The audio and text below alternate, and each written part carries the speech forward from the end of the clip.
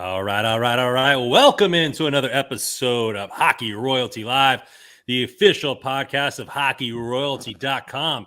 Today, we're talking about that old All-Star break, how the Kings have been doing, going around the division, and of course, everybody that everything loves, the trade deadline rumors. So let's get into it. Like, subscribe, get in the chat, and let's go.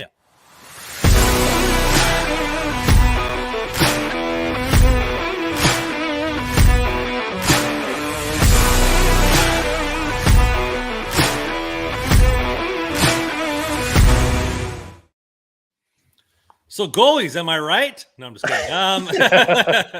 So how you guys been doing, man? It's I'm surviving the ice storm out here, and Joe's like, well, that's that's summer weather, what you guys are dealing with down there. But Dallas and Fort Worth are not really equipped to that. So I had the last 2 days off.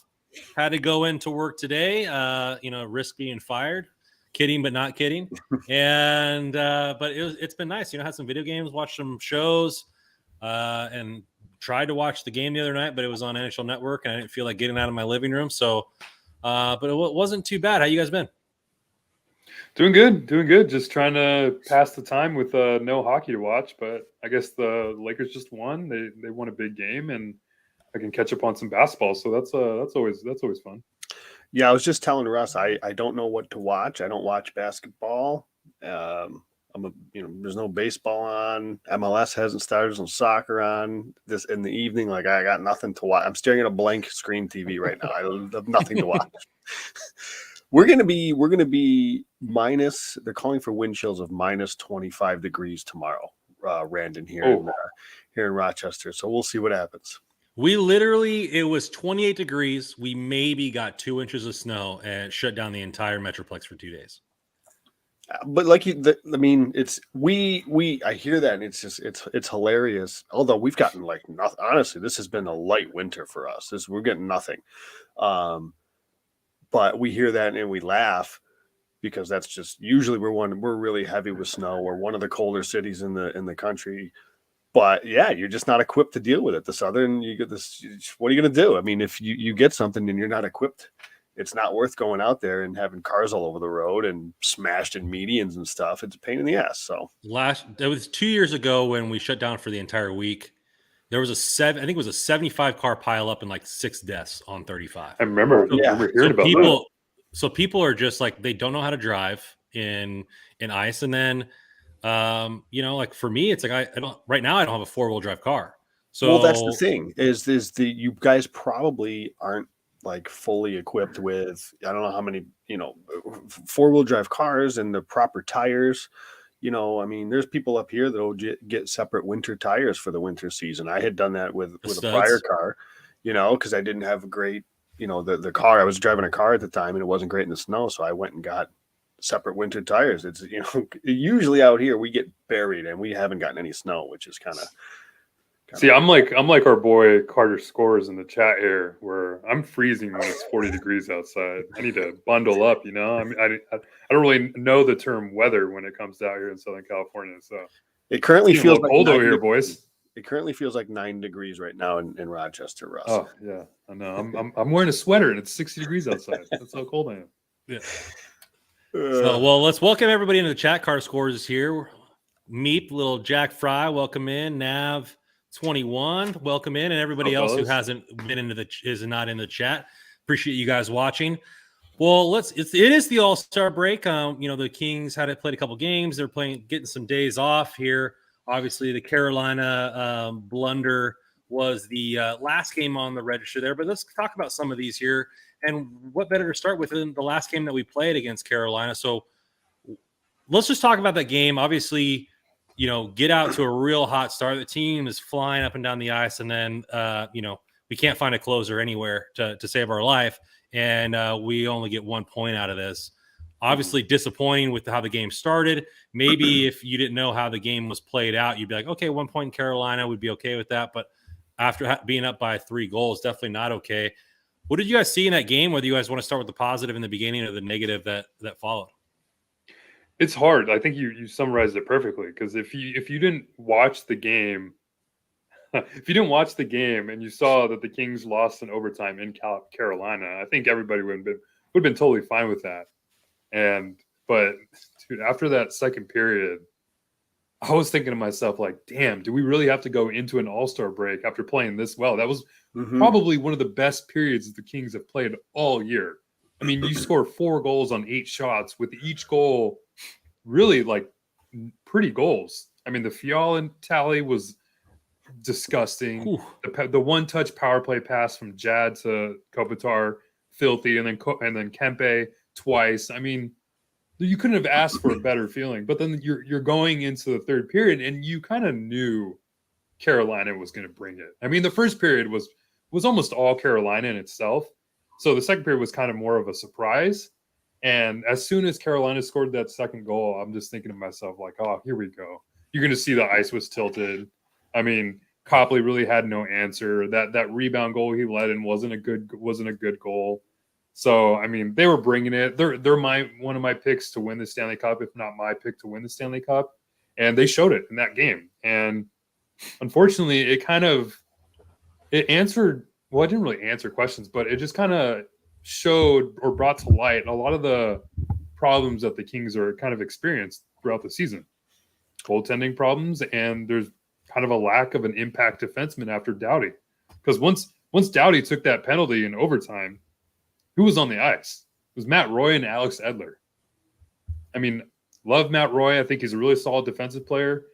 Alex Edler, probably not the player you want to have in a big time situation like that, even though he does bring a little bit of a veteran presence. But it's just tough. And I guess to get away with a point and go into the break with all the injuries that the Kings have had lately, it's not the worst thing in the world. So I actually missed I had a game that night myself that I was coaching, so I missed the game. But it is a classic. Oh, if you didn't watch it, you get a point in Carolina, you take it. But so I ended up watching the game back. I thought it was a rough first period. Carolina was definitely the better team, but the Kings, it wasn't like as if they dominated the second period, but the goals went in. The pucks were going in, which was great. And boy, Rando, I thought of you immediately when Jared Anderson-Dolan down low on the power play sets up Kopitar.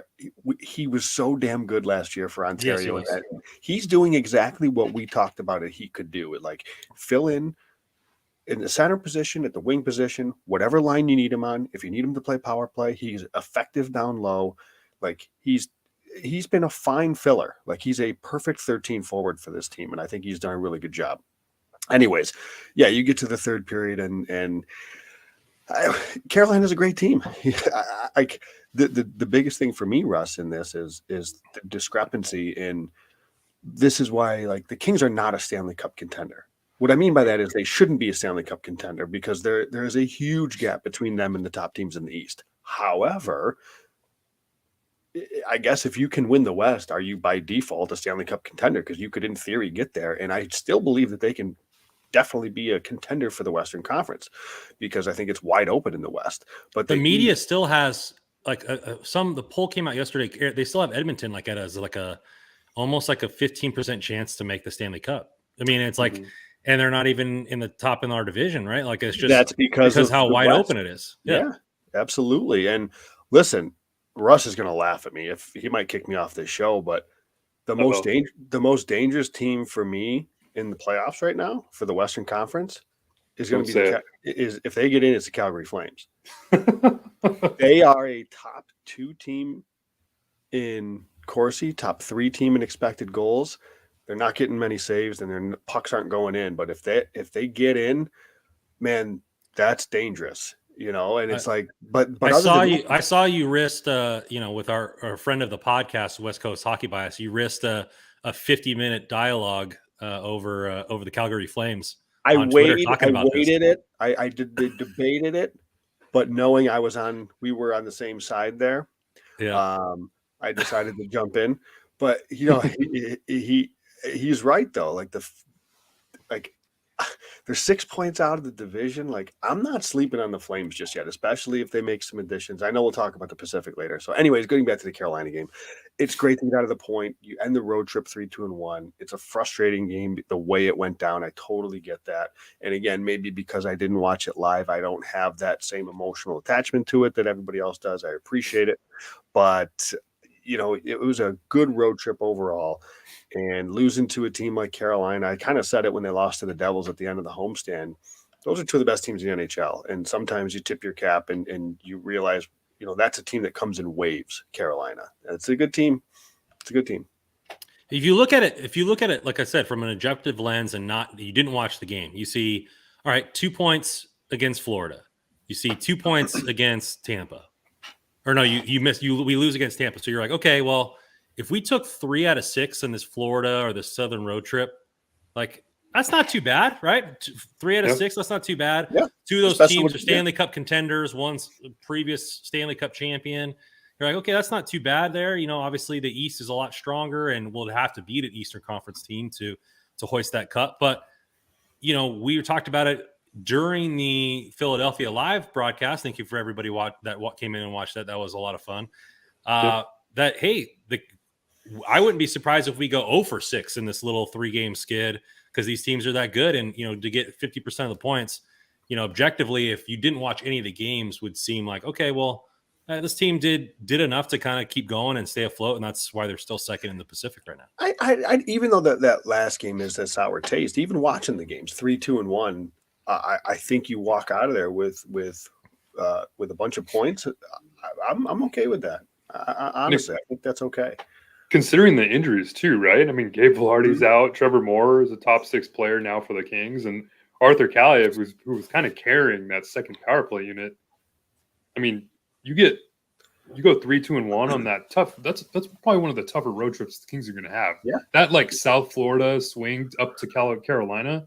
Yeah, those are hard 3-game stretch, and to come away with 3 points out of those 3 games, like you said, Randon. I mean, you have to sign up for it all day. And I did watch the game, did a Twitter space as soon as the game ended, just because of how bitter everybody was I was too. It's just you watch the game and I think it's because you're so excited. It was just like a roller coaster of emotions. You get so pumped. You see the Kevin Fiala goal, the Jad pass to Kopitar, Juice scores 2.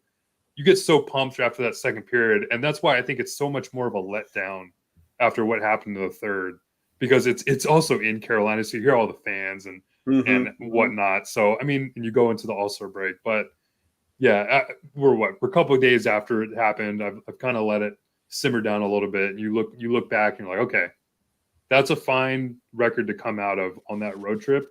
You come back after the All-Star break, hopefully get some of those players back from the injuries, and then you go into the second half, which with a really easy schedule. I mean, the Kings have a bunch of games left against Pacific Division teams, and the Pacific Division sucks pretty much. Most of the teams pretty much suck.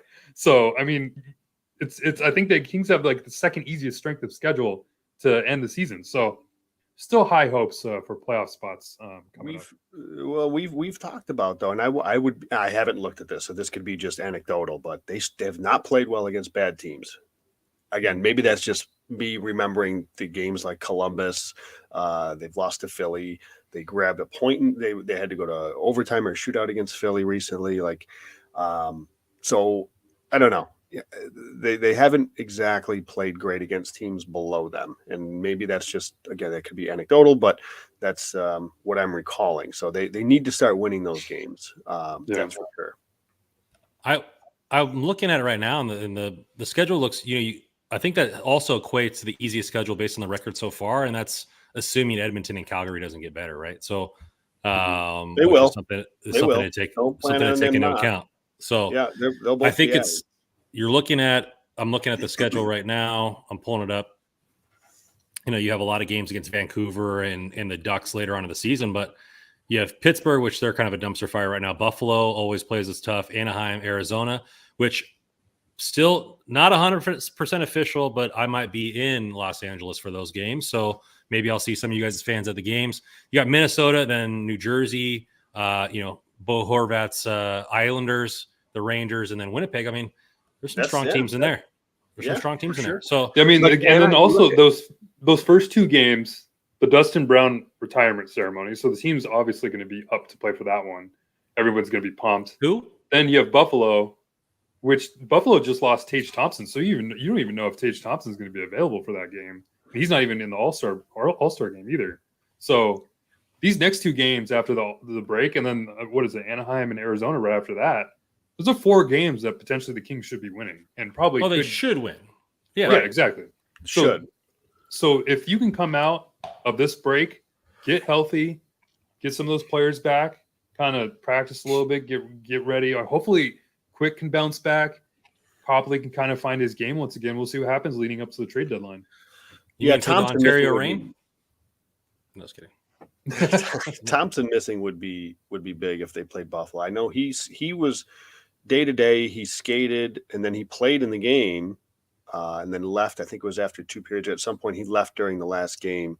I don't think it's believed to be serious, not to be long term, but I guess we'll see coming out.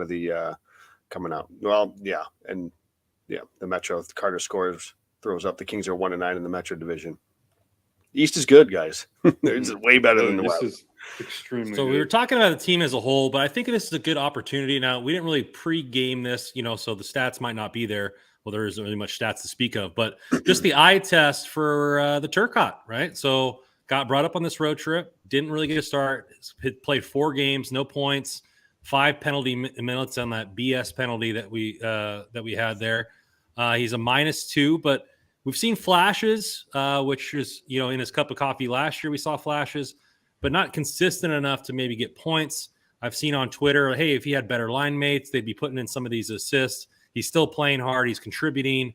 I know Joe is going through the washer of stats now to bring up here, but I'll start with Russell. Eye test for you.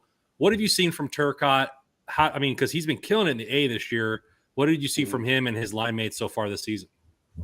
Yeah, it's you want to see him producing. 5th overall pick, 2019, comes in, starts playing. You want to see the points get on the board, but to be honest with you, I'm just happy he's playing. That's the number one takeaway I take from this, is that he's healthy and he's getting NHL experience right now. It'll be interesting to see if he does stick in the lineup once players do get back from injury, because I don't see that happening. I wouldn't be disappointed if he got sent back to the Reign, because I think he still needs a little bit more conditioning, and maybe he comes back next year and is a full-time spot, because like we just talked about it, Jared Anderson-Dolan's looking really good, and I think he deserves a spot on this in the lineup when everyone is healthy. Rasmus Kupari is also a player who's had some flash, so there's still players up there in front of him that probably deserve a little bit more playing time because of how much better they've been producing, and it's just a crowded forward group right now, which isn't the worst thing, and we'll see what happens come March 3rd when maybe some forwards get traded out of the lineup. But I'm just happy he's playing games right now. Yeah, I would agree with that. I think that I don't disagree with the line mate thing, but at the end of the day, where's he going to play? This is, it makes sense for him to be playing where he's playing. Turcotte should take Lazat's spot. We see, really want to see Turk get a look with Fiala. So there's fans that want to see him up with playmakers, but I don't think that down the road that's a crazy thought. But right now, I don't know that he's not. Why Blake Lazat has been really effective this year. Kings are trying to win games. They're not trying to develop right now. Yeah, so they're trying to put kind of the best team, that's out there. What's kind of interesting is over this 6-game road trip, there's only been 2 forwards that were 50% or better in Corsi 4. One was Quentin Byfield, who was exactly 50. The other one is Alex Turcotte.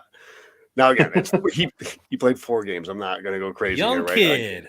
I'm not meaning to be hot takey or anything like that. It's 27 minutes. But it's just he's been fine, right? He hasn't been great. He hasn't been bad. I don't think he looked out of place. I think he's doing what he should be doing in his role as a 4th-line player.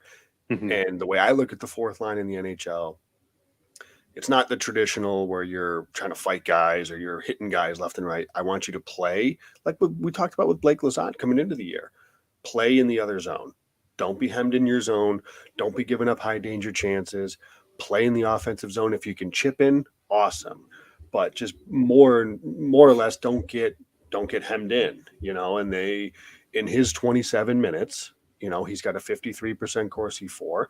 He's got 5 his line and the players he's out there with 5 high danger chances to 3. So again, in this extremely, extremely minuscule sample, it's he's doing what he should be doing, and I'm perfectly fine with that. I totally agree with Russ. It's like, as long as he's healthy, great.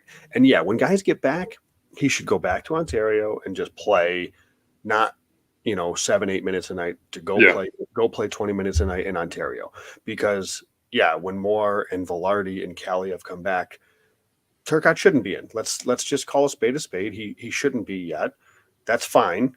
Again, stay healthy. Go play 20 minutes in Ontario. I'll make the point for this, though. I mean, there's something to be said about NHL games versus AHL games. And obviously, I don't know if there's any article out that says, your time in the AHL is more than, the time at the NHL. But maybe, something along the lines of putting them on the fourth line, when all those guys get back, maybe put, instead of Kupari or whatever. But, like you said, and Jad has been playing very well, and he's been contributing and all this kind of stuff in a real way. And so sometimes, like we've been saying all year, there's just not enough places to play. Maybe other people will get injured and, it'll just be a cycle. Hopefully not. But, you never know. There's 53 games in. So you got about 29 games left or whatever, if my math is correct. So there's plenty of time for him. Listen, you could sell me on him. So it's Velarde, Kaliev, and Moore. That's 3 spots. Anderson Dolan, I think, is a great 13th forward. He doesn't have to be in the lineup. Lemieux, I don't think, has to be in the lineup. You can sell me on Turcotte playing over Kupari. I could listen to the argument there. So, I'm just saying, I'm okay with him because of the depth that they have, and I don't know that he's that more of an impact over a Kupari or an Anderson Dolan. That I'm okay if he's playing 20 minutes in Ontario for the rest of the season. But I think discouraged by what I've seen. I think the big revelation in all this with where to play who is Byfield playing on the wing on the first line, because now it's gotten to the point where, okay, once everyone is back, who's going to be the center on the third or fourth line? I mean, so you have Lizotte, Deneau, and Kopitar. Once Moore, Velarde, and Kaliev are back, is Moore going to go back to center? Is Velarde going to go back to center? Because right now, I'm not moving Byfield off that first line. We're seeing Quentin play some of the best hockey he's played since coming into the NHL. For sure. And there's no reason to take him off there. So it's going to have to be a point where someone's going to have to transition back to the center position, whether it is Moore or it is Velarde. But with Turcotte, it's tough because it is an interesting thing to think about because he is playing the center position right now, filling in for those players. So maybe that's an option, but I really like what I'm seeing out of Anderson Dolan, and the coach likes him. The players love him because the thing with Anderson Dolan, he's always the first player on the ice for practice, and he's the last person to leave every time. And coaches love that, and he's always putting in the work. So I think you have to give him the time that he deserves. I think you're looking at another thing that maybe the AHL might be better for him is the fact that he's missed so much time. Right. Yeah. So the amount of minutes that he'd be playing and just constantly seeing games at a higher level of play just might be better for him than playing every other night, 10 minutes or 7 minutes or whatever, instead of playing every night. And obviously he has that free pass to go up and down. So they know that he can come up and help out. And, but yeah, I think Jad has been playing well. I think Jad can still also play center if they want to keep Byfield on the wing. Carter Scores coming here. Jad is all business. Yep, there you go. Two guys back to back said the same thing. It's great. It's really cool to see. Peas in a pod. Yeah. From the season he had in he got sent down last year. Lizotte won that spot, and Jad just played great in Ontario. He's under the radar, not like a prospect, quote unquote, so to speak. Like some of these other guys are highly touted as prospects, but I just loved watching the kid play in Ontario in all situations. Yeah. And he's so versatile, and it's really good to see him getting a shot, and he's making the most of it. So he's a gamer. He is. Yeah. I mean, if you think about it too, I mean, he was the 41st overall pick in his draft. Mm-hmm. So it's not like he's just coming out of nowhere. This is a player that was highly touted coming out of the draft. And this is again why watching him last year in Ontario, it's like there's a player here, guys. Like he was one of the better power play guys on that team. Like he was huge down there, and you don't do that just he's not being put there just by accident. Like there's a reason for that, and I remember writing a piece last year on Anderson Dolan, like they're only going to be able to keep him down for so long because he's so damn smart, and the decisions he makes with the puck, like that's going to eventually find your way to the NHL. And good on him that he's, he bided his time as the 13th forward for so long, and it's great to see him get the shot, and he's making the most of it. So like I said, a guy a coach just loves to have who can play up and down the lineup in any position. And as much as I want to go into that leads this way into the, talking about the prospects for the Kings, that we're kind of at a breaking point here. And as much as it frustrates a lot of people like me, as far as the way they've been handling the prospects in some spots, it just might be the status quo with the Kings on the way they are now. Being on a competitive team, the prospects are going to have to earn their stripes by doing things that aren't necessarily a part of their game when they're getting mass minutes, right? So, for example, you have Kaliev playing fourth line minutes, which he's never done his entire life, right? He's a power play specialist, top line player all the way through juniors. He was a top 2-line player in the A for the team, the United States, but he worked on his skating, he worked on his defensive game to earn minutes. You have guys like Jad, who, like I said, 41 pick overall. I believe he was a captain for Team Canada, was a pretty good point producer in juniors. And Joe and I talked about it. It's like, in order for Jad to even get close to sniffing the Kings roster, he has to add tools to his belt. One being what can he do on the power play that's beneficial and being in the net front? Can he be relied upon to play penalty kill when needed? And he answered both those calls. And look, he's starting to get minutes. Kupari's having to play penalty kill for the NHL, which I don't think anybody thought that was his game. Getting scouted as his defensive acumen. So all these guys, and then even a number 2 overall pick, is having to go play out of his position at wing at the top line to get minutes where it's necessary to help the team win. All these guys, including Brant Clark, who's going down to the O, who is the OHL player of the month, is having to do things that's out of maybe their control, or taking the longer path, or developing at a slower rate than me and a lot of other fans want them to, because, they're not Anaheim. They're not these other teams, right, that are not competing, where they can just throw these prospects to the wolves over and over and over again and let them learn at the NHL level. They're just not. Because like you said, Russ, they're not going to sacrifice 2 points a night just so certain people can get minutes. Now, whether that's right or wrong, it's how the Kings are handling their prospects right now, right? You see Fagemo come in, he scores a wicked goal, and then where is he at? Well, hey, we have other guys that come in. This is what you're looking at. Will that change? Will Victor Arvidsson leave, after the end of his contract? Will all this kind of stuff happen? Will they trade people out in big moves? It remains to be seen, but it's looking like no matter if you're a first-round pick, second-round pick, whoever, you're going to have to learn skills that get you fourth-line minutes and crack your way up in increments, like a Trevor Moore and all these guys. They're kind of making you earn the top 6. Now, like I said, will that fall when Victor Arvidsson leaves the team, Kopitar leaves the team, those types of guys, when these big players that are scoring huge points, major minutes, leave the team and there's big voids? Will that change? Maybe. But right now, this is the status quo, and you got to learn how to do the small things right and get the minutes on the fourth line before they start promoting you up. That's the versatility factor. I mean, I get a lot of Trevor Lewis vibes from watching Anderson Dolan, because, he's playing all over the ice, like Joe said. To see, and that's that trust factor, to have him be put on the first power play unit. Like, it seems surprising at first, but then you watch him play, and then you see him make plays like the play he made in Carolina, and it's like, oh, that makes a ton of sense. And the same thing with Kupari too. Like, I love seeing Kupari on the penalty kill. He's one of the best skaters on the team, and the way that they kind of strategize their penalty kill unit to have one player up top just kind of switch back and forth. That's the perfect player to do it, because he's lengthy and he's got speed to his game. So if you can, I'm just waiting for Kupari to have some breakaway shorthanded goal one of these games, because it's coming. And think about what you just said. Like, if you were to ask anybody coming into the season, you're going to have one of these players on the power play, one of these players on the penalty kill. Their names are Jared Anderson, Dolan, and Rasmus Kupari. Yeah. You would assume Kupari is the power play guy, right? But again, if you watched the Ontario Reign last year, you would know Jared Anderson Dolan as a hockey brain.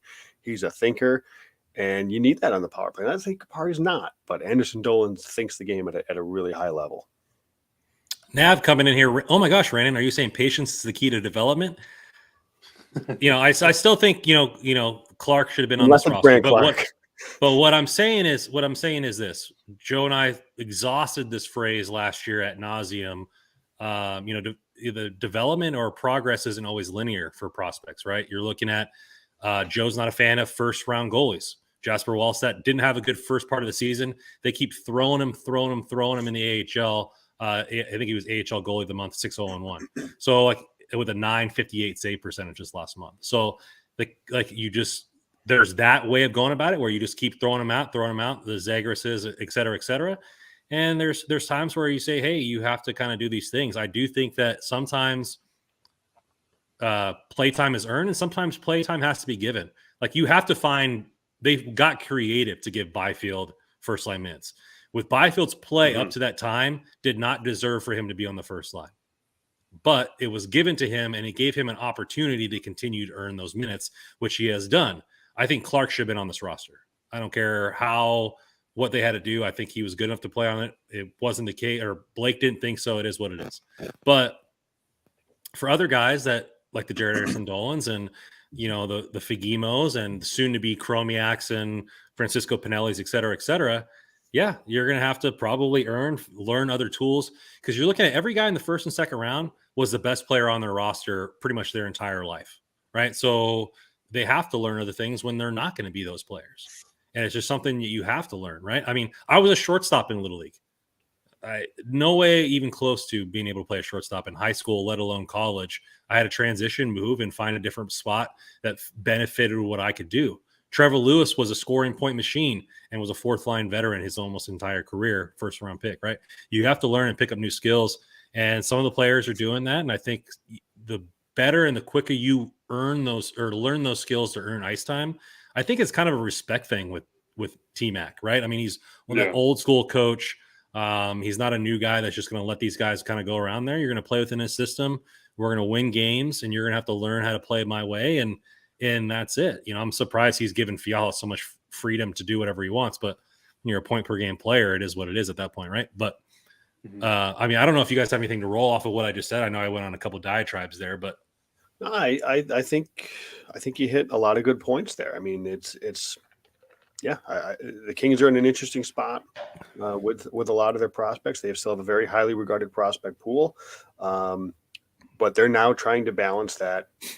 When do we go? Like, when are we contenders? When do we make moves? When do we, empty the tank a little bit to try to bring in some immediate help?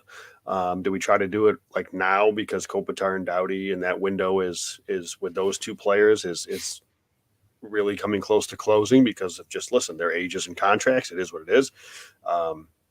But yeah, the depth of prospect is why they've been competitive and been able to sustain so many injuries. They've been winning games with these young players in the lineup. I mean, you think about all the players that are like 23 and younger. Byfield's 20 years old. Mikey Anderson's 23 still. Jared Anderson Dolan's 23.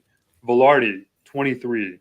I mean, Turcotte, 21. Kupari, 22. There's so many young players playing important minutes for a team that we're talking about trying to contend for the Western Conference title. I mean, the Kings they're developing at the right pace, I feel like. I mean, we want to push some of these prospects and get them playing minutes, especially with Brant Clark, which I totally understand because we feel like he's the best player for what the Kings have now. But to be playing important minutes for a contending team right now, I mean, you think about it, I can't wait till Quentin Byfield's like 25 years old. It's going to be insane to watch that player the way he's been developing so far. I mean, it's going to be an astronomical rise. I can't wait. And it's been a good start for his career so far, and a lot of these other prospects. Shake Master says Randon's Clark train back again? ? It's getting a tune up, getting refueled, getting shine. We're getting some, nice chrome on there. It's going to be sparkly. Wait till the summer, because this summer I'm going to be obnoxious more than I already am with Brant Clark. Forewarned, it's coming. So he's doing exactly what you want to see him do. I mean, go down there and just dominate. Yeah, that's exactly what he's doing, and couldn't be happier for what we're seeing. Because I mean, if he would have went down there and it would kind of struggled a little bit, we'd probably be talking about it a lot more. But hey, got to give it to Rob Blake, because I mean, as much as we want to see him in the lineup, and a lot of people want to see him in the lineup over a player maybe like Sean Walker or something. I mean, for him to go back to the OHL and do what he's doing, I'm totally fine with that. Not many defensemen get hat tricks. I'm just saying. Yeah, exactly. Speaking of hat tricks, DraftKings is a hat trick all the time when you're betting with them. Code THPN. But NBA fans, it's time to bring hoops action to the palm of your hand with DraftKings Sportsbook, the official sports betting partner of the NBA. This week, new customers can bet $5 and win $200 in free bets instantly. Plus, for a limited time, all new and existing customers can get no sweat same game parlay every day. Go to DraftKings Sportsbook app now, opt in, and place a same game parlay on any NBA game. And if it doesn't hit, you get your free bet back. So what do you want to do? Bet points, rebounds, assists? Hey, it's up to you. Download the app now. Sign up with the code THPN. New customers can bet $5 on the NBA and get $250 in free bets instantly. Only at DraftKings Sportsbook, the official sports betting partner of the NBA, with code THPN. Minimum age and eligibility restrictions may apply. Void in Ohio. See show notes for details. Ohio, Cleveland fans, I'm sorry, you do not get to participate in that deal.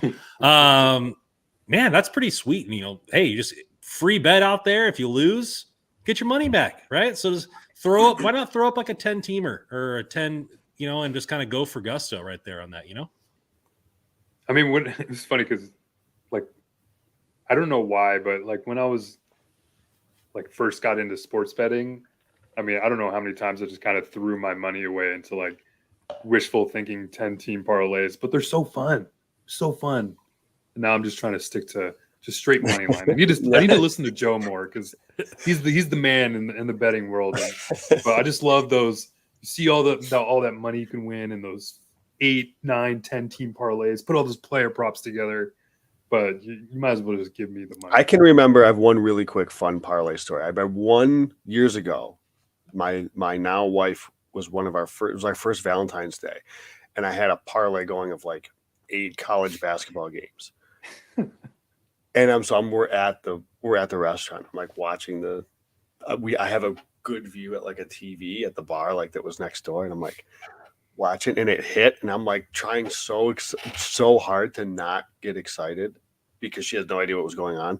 Mm-hmm. I think that's the last parlay I've hit though, was like 7 years ago. So yeah, exactly. Don't do it. No.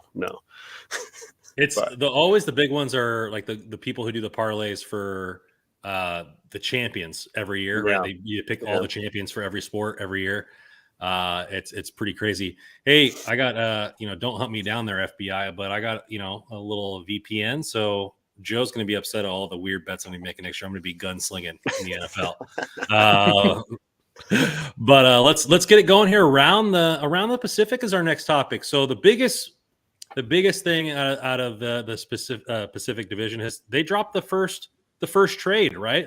So let's go over that really quick. The Canucks are saying, hey, Connor Bedard, come our way, and they get rid of their captain, Bo Horvat, to the Islanders. So the Islanders gave up Anthony Beauvillier, Atu Radi, and a protected first-round pick. I think it's a top 12 protected there. Mm-hmm. But essentially, former first-round pick, future first-round pick, and the Islanders' pretty much number one prospect who's already playing NHL and AHL minutes, who was projected to be the first overall pick in his draft class until he kind of dive bomb there, but still highly touted prospect out of Finland, who's playing NHL minutes right now. So essentially 3 first-round pick talent equivalents for Bo Horvat there.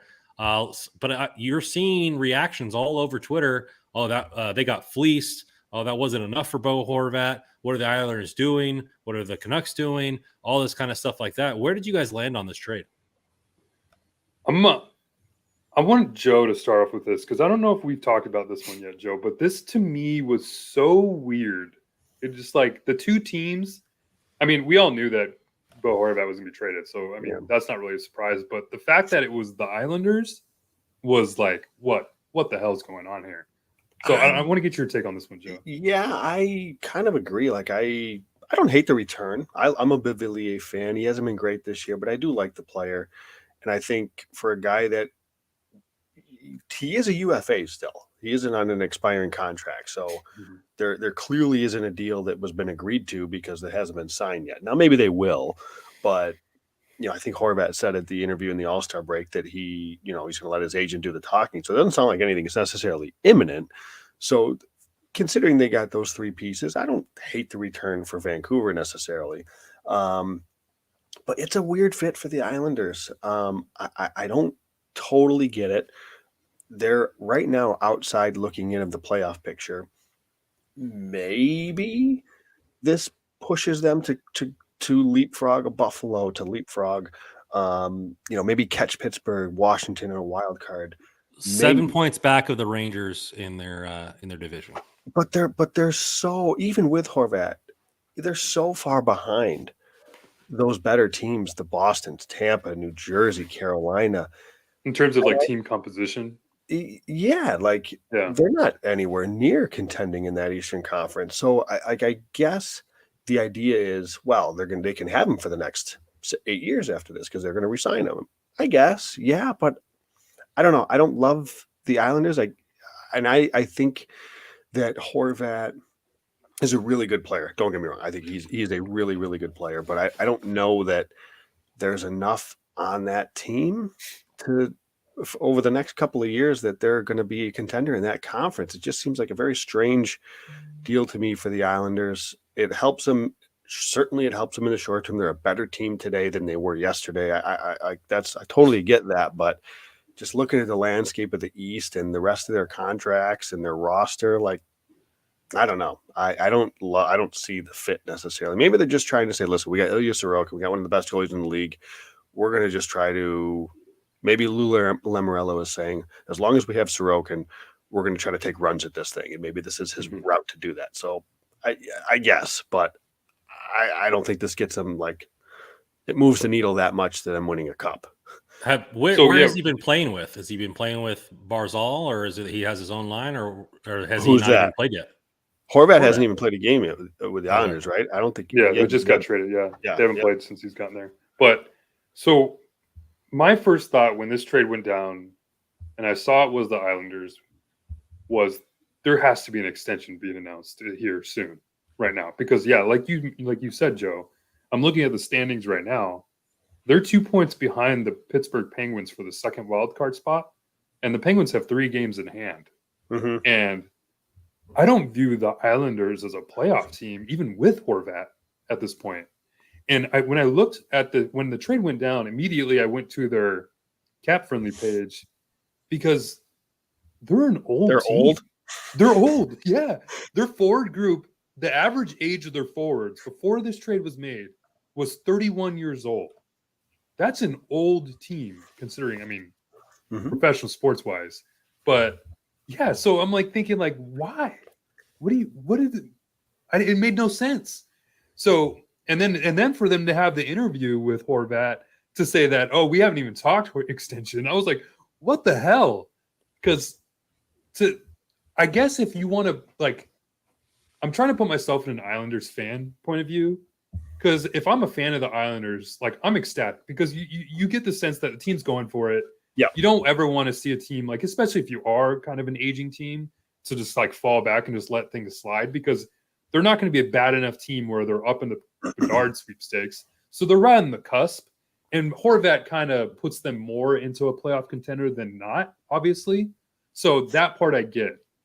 So, so from the Islanders perspective, from the Canucks perspective, I actually really like the return. He's a UFA, and to get a first round pick, top 12 protected, which makes a ton of sense. You don't want to give up a top 12 pick in this draft.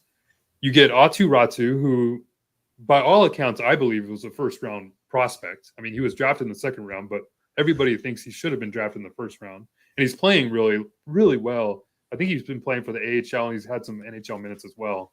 And then Bolivier, who's had really good past seasons with the Islanders as well. Yeah. And he signed to some terms. So you have a little bit of good player, top middle six player to help that team as whatever they kind of want to do the next few years, with whether it's a retool, rebuild, whatever the Canucks are heading to. So I actually thought the Canucks did really well here. It's just the Islanders' perspective just caught me off guard by quite a bit. And I don't know if he doesn't re-sign there, I think that's a big miss by Lou Lamoriello, because you have to get that extension signed if you're going to be giving up that much draft capital and trade capital, and you're kind of more of an aging team where you don't really have any big. I mean, Ratu was their best prospect, so that's a big trade for the Islanders to make, where they're not really considered Stanley Cup contenders at this point. Yeah, Atu Radi right now is like, you look at, he fell. He was projected before going into his draft, or projected number 1 overall, just fell off the table. A lot of people said that he didn't really have it. Pick by all accounts until he had a really bad. It was number 1 overall. There's a lot of people that thought he was going to be number 1 overall. He got traded to Urquhart. I don't know how you pronounce that, but pretty much scored 40 points in 41 games. Then went to the AHL after that season was over. Played 2 games. Then last year, or this year for the AHL, 15 points in 27, so a little over half point per game, and he has 2 points in 12 games as a rookie. I mean, you can't be mad at that for a guy that has a lot of talent. Maybe just got thrown around in his draft year, but like I said, you're looking at essentially 3 first-round equivalents at some point, right? I mean, in their life for a guy on expiring contract, that's definitely a haul for a player that most likely you weren't going to resign, especially after the Canucks said, "Hey, we're pretty much rebuilding."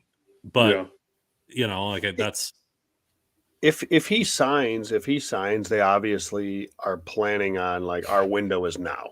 Barzal, they just signed his contract. I think kicks in next year. Anders Lee's a solid hockey player. I mean, listen. Now I'm curious to see where they play Horvat. If they play him in the wing, if they play him down the middle, because if you go Barzal, Horvat, Pajot, that's not a bad 1, 2, 3 down the middle. I do like that. He's really, really good on the power play, so he's going to really help impact the Islanders' power play. So there's clear upgrades to their team. It's just when you look at where they are in the standings and you look at the rest of that conference, and not only the established powerhouses, right, like Boston, Tampa, the Rangers are coming. Carolina's always good. New Jersey is here. Buffalo is coming. Like, even with this, I don't know. Ottawa's coming. Even with this, I don't know where this puts them. I didn't even mention Pittsburgh and Washington. It's I don't know.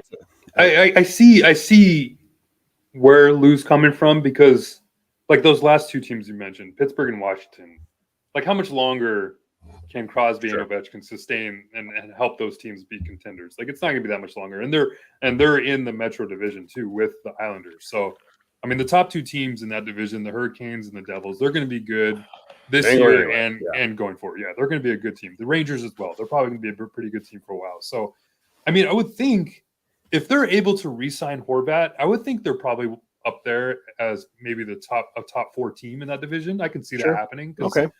Yeah. So, I mean, but it's all contingent on him re-signing with the Islanders, which I believe they most likely will. Because if you look at the cap space going into next year, I mean, if the cap hits for the salary cap, the NHL is not going to go up that much longer or that much larger, then the Islanders are, like Carter just mentioned, they have $16 million in cap space next year. Do they? With most of the players signed, I believe they do. Or I just looked at it. I mean, Barzal's $9 million kicks in next year. Horvat's going to be $9 million. Yeah, projected cap space 16.25, and their only real free agents are Parise, Horvat, and Scott Mayfield. Do you think Horvat's going to get 9 with his stats? Yeah. He should. I mean, he's going to be close to a 50 goal scorer this year. I believe. Yeah, 40 goal scorer. Yeah, he deserves it. So, I must be missing something. I don't see. Maybe they will. So an 8-year deal would take him till 36.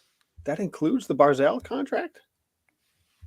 Yeah, projected cap space next year, $16 million, with the 9.15 for Barzal. Okay. I would think he'd probably get close to that contract if I'm Horvat. I'd probably be asking for similar to what Barzal's getting. I think the Canucks were offering him like $8 million for 7 years. So if he's turning that down, $9 million is probably where you're going to have to start for him. If you're Horvat, man, it's so easy to say sitting here. If somebody offered me $8 million, I'm taking it and running, obviously. But man, to hit the open market is Bo Horvat. If you're coming off a No. 50-goal season, boy, I wouldn't freaking sign in the island. Would That's you? the thing too, is I mean, you look at some of these teams like next year, like desperate teams, the Sabres, the Coyotes, like the Ducks. There's teams that are going to have money that would be more than happy to give Horvat 9.5, even close to $10 million if he's going to be putting up the. I mean, he would be probably the number one free agent over the summer if he went to the open market. And it's not often a player in the NHL gets to hit that market with the stats that he has. So, I mean, that's why this trade is just so surprising from the Islanders' point of view when you're not have an extension in place. And I mean, I'd always just go back to the Rob Blake move for Kevin Fiala. I mean, obviously Fiala was a restricted free agent, but the fact that he gave up the 19th overall pick and kind of a second round defensive prospect, who's probably more of a first round defensive prospect if you compare him to most of it, and you sign Fiala to what was it, $8 million? 7 point. That's a home run considering. Yeah. This is a smart GM taking advantage of a team. Like that's exactly. Smart GMs take advantage of teams in cap trouble. And Minnesota was in cap hell. They still are. And that's a great job by Rob Blake. Simple as they did the same thing with Arvidsson. Nashville was in some, they were a bit tight. Really good job. So I don't know. We'll see how this all shakes out, but really bizarre, I think, from the Islanders standpoint. So right now for the break here, we have the standings. Look at Seattle at first, 63 points, tied with Los Angeles. They have played less games, so they're in the number one spot. 4 less games too, by the way. I was trying to keep the spirits high there, Joe. So Vegas is right behind them at 62, but with only 2 games behind Edmonton, Calgary, and then the other 3 teams we don't need to mention, except for when draft season comes around and we're fearing the lottery balls. So I think you're looking at it is in this aspect here. The next trade one I sent to our group chat. Trade rumors for the Pacific, though.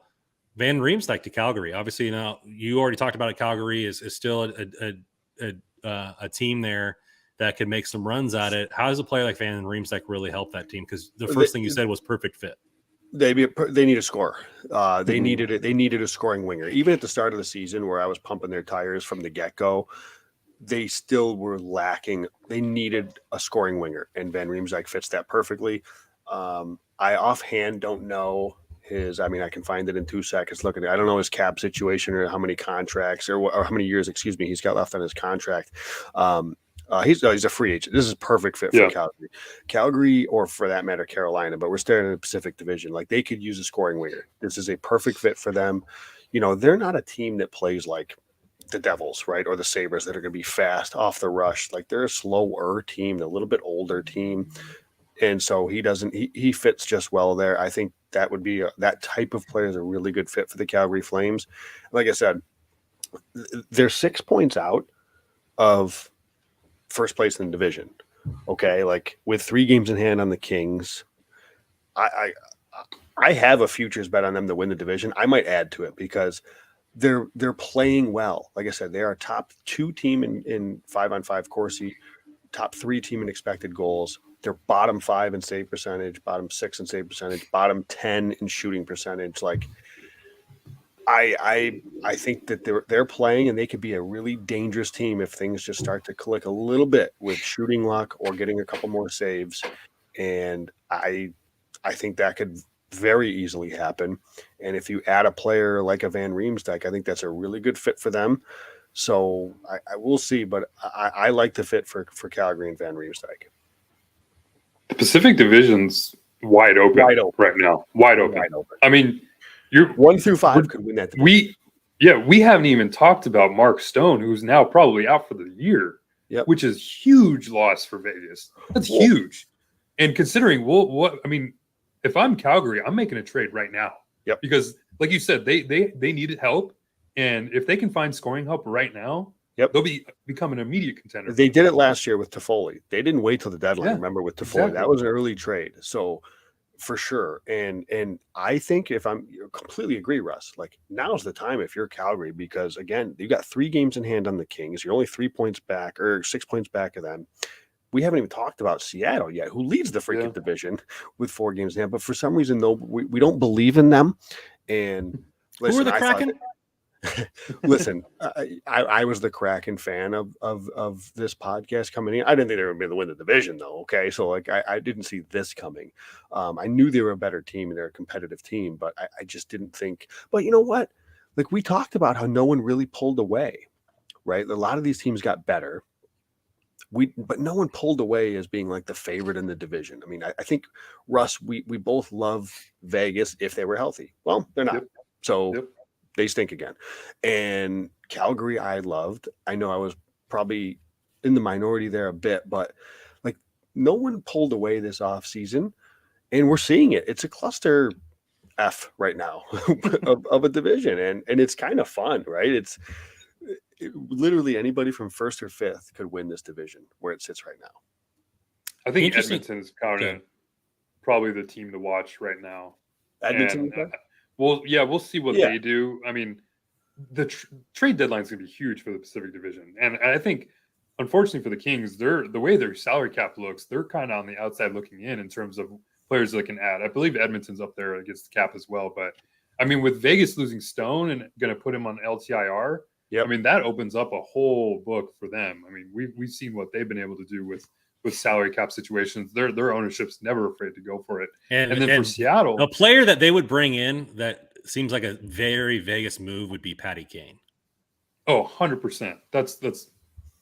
I mean, you think about big time players; they're never afraid to go shoot for that home run.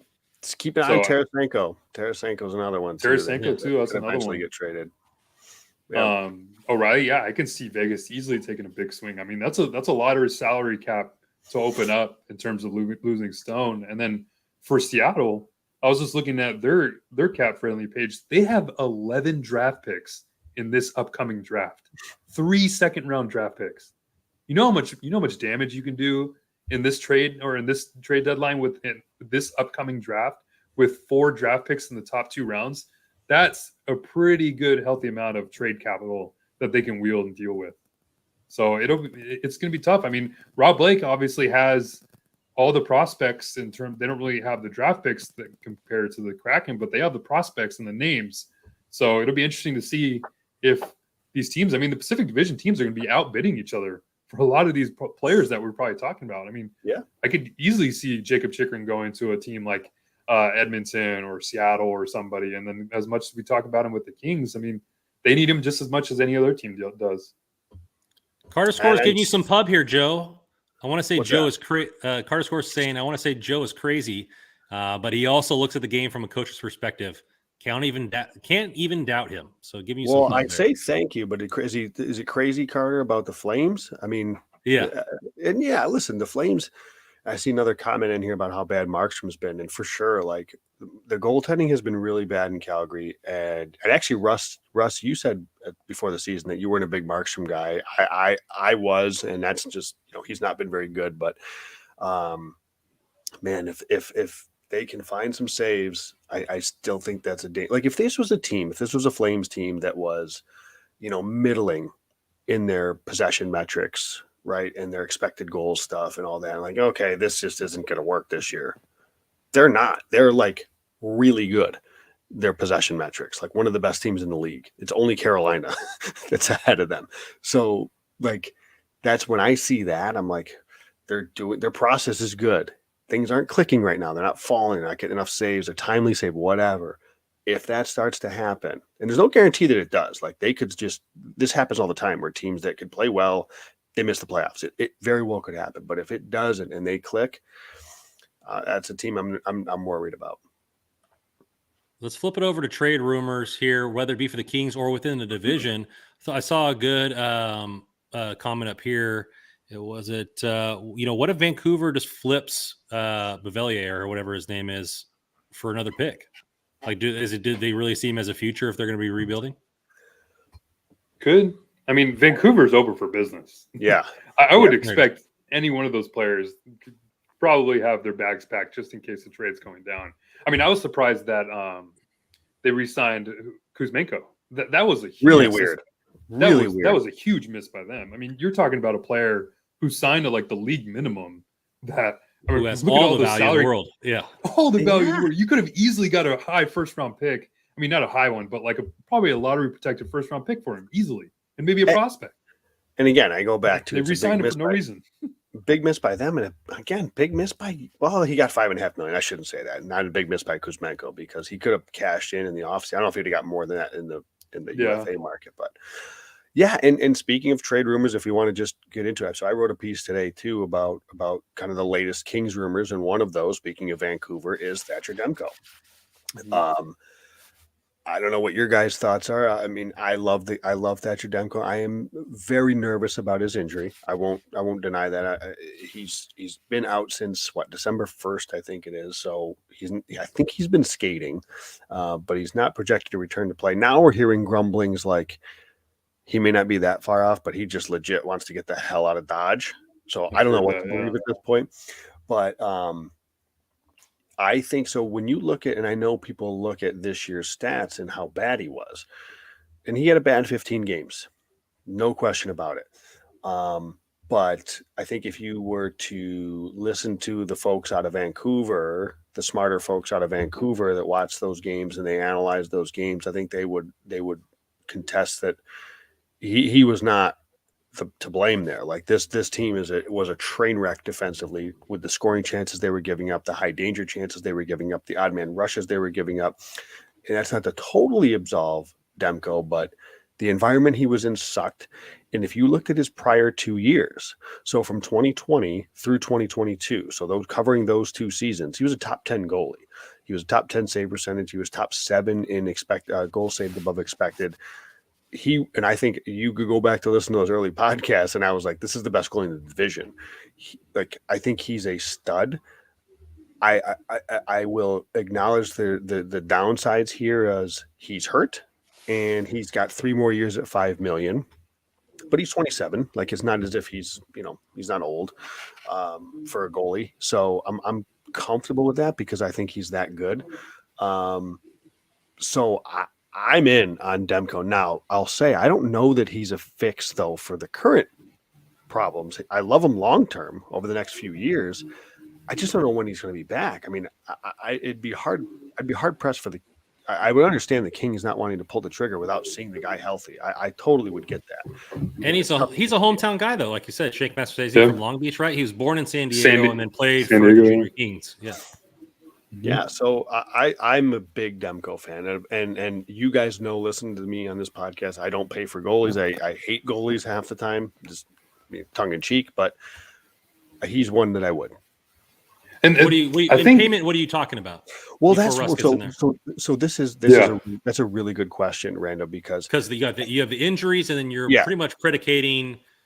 Are you able to buy? Is Vancouver able? Are you able to buy low from Vancouver on a Demko? It has to be. I would think they have to be. Go ahead, Russ. Well, that's where I'm going with it. I really think you can really flip it with Cal Peterson for Demko almost straight up. I mean, Cal Peterson has put up decent numbers in the past. I mean, I think last year Demko's season was incredible. He was one of the best goalies in the NHL. And the year before, last 2 years were good. But Cal was pretty good 2 years ago too. I mean, that was his. Not if you looked under the hood. Not if you looked at his underlyings. Yeah, and Demko too. Like, what's under the hood? We're a worse team. The Canucks were probably one of the worst teams defensively. Yes, but I mean, their salary situation's pretty much the same. So their contract, I mean, in terms of trying to fit into the salary cap, I mean, I'll say it like this. I think if you had to trade Cal Peterson, or if you tried to trade Cal Peterson for Thatcher Demko, I don't think you would have to sweeten it as much as people think you would have to, especially for where Vancouver's trying to go the next few years. They're not trying to be a contender. I think if you can add maybe a second round pick to it, I don't think that's terrible. You think like a Jack Hughes or a Francisco Pinelli, like one of those types of guys would get the deal done? I mean, I'm saying second round pick. I'm also a Kings fan, so I'm a little biased here. So probably you'd have to sweeten a little bit more than that. But I mean, Cal Peterson and maybe a second round pick and another mid-level prospect for Thatcher Demko, I'm all for that. Yeah. I mean, like we're talking about, we don't really know Demko's situation with his injury right now. That's got to be a little bit of a deterrent for teams that want to trade for him. Sure. They probably want to see him play. And in terms of this season, I don't think it's going to have more of an impact. This feels like more of an off-season move to me. Well, so it does to me too, Russ. But like, I think he should be back by the end of this month. Like, I think that's still within the realm of possibility. So it could have an impact this year. Like, if he gets, I mean, that's just tough because I don't know if he'll be back by the end of this month, but I think he's expected to be. But yeah, for sure. Like, listen, they are going to want some futures here if they're selling him. They don't need to sell him for just Cal. I mean, I think if they're willing to take Cal, then I definitely do this deal. You know, if he doesn't play at all, I almost don't care. Yeah, then I almost don't care if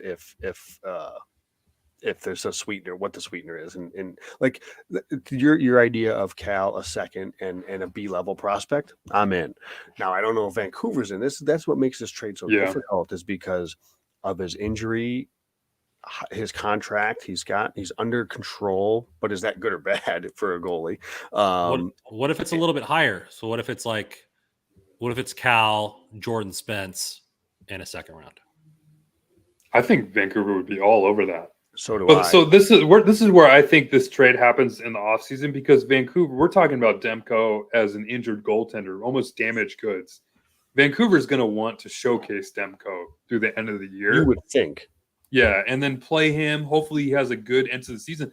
But if he struggles, and he has almost like how, I mean, especially with the defense that's going to be in front of him, I mean, NHL teams are going to be pointing to that saying, hey, we're trading for damaged goods here, a player that came back from injury and is still underperforming. I kind of think his value is at its lowest right now, because he didn't have a good start to the season. He's currently on the shelf, and if he comes back, he can get lower. What's in front of him? I don't know. I think it's a pretty. We good thought Cal Peterson's value couldn't get any lower. You mean wave to the AHL lower? Boy, I listen. I don't think, and I know you guys are just tongue in cheek in it, but man, I don't think they're even in the same universe in terms of their goaltending ability. So yeah, I'm in. Like, I'm in on Demko. Like, if you're, and listen, so I'm glad you mentioned Jordan Spence, because, and this is maybe a spin-off part of this conversation, but if you're going to add an impact piece, whether that's Chychrun or a like defenseman, an impact goalie, a Demko, or if a Saros becomes available in the offseason, or even a big forward, who knows? Like, you better be prepared to give up one of these prospects. And I hate, don't hug your prospects, because somebody's going to have to go. And at some point, the Kings have done a pretty good job of stockpiling. Blake's done a good job of adding to this point. But if you're looking to add one of these big pieces, it's going to be, a Kaliev or a Clark or a Byfield. Is Turcotte or Spence enough of a centerpiece? Maybe for an injured Thatcher Demko it is.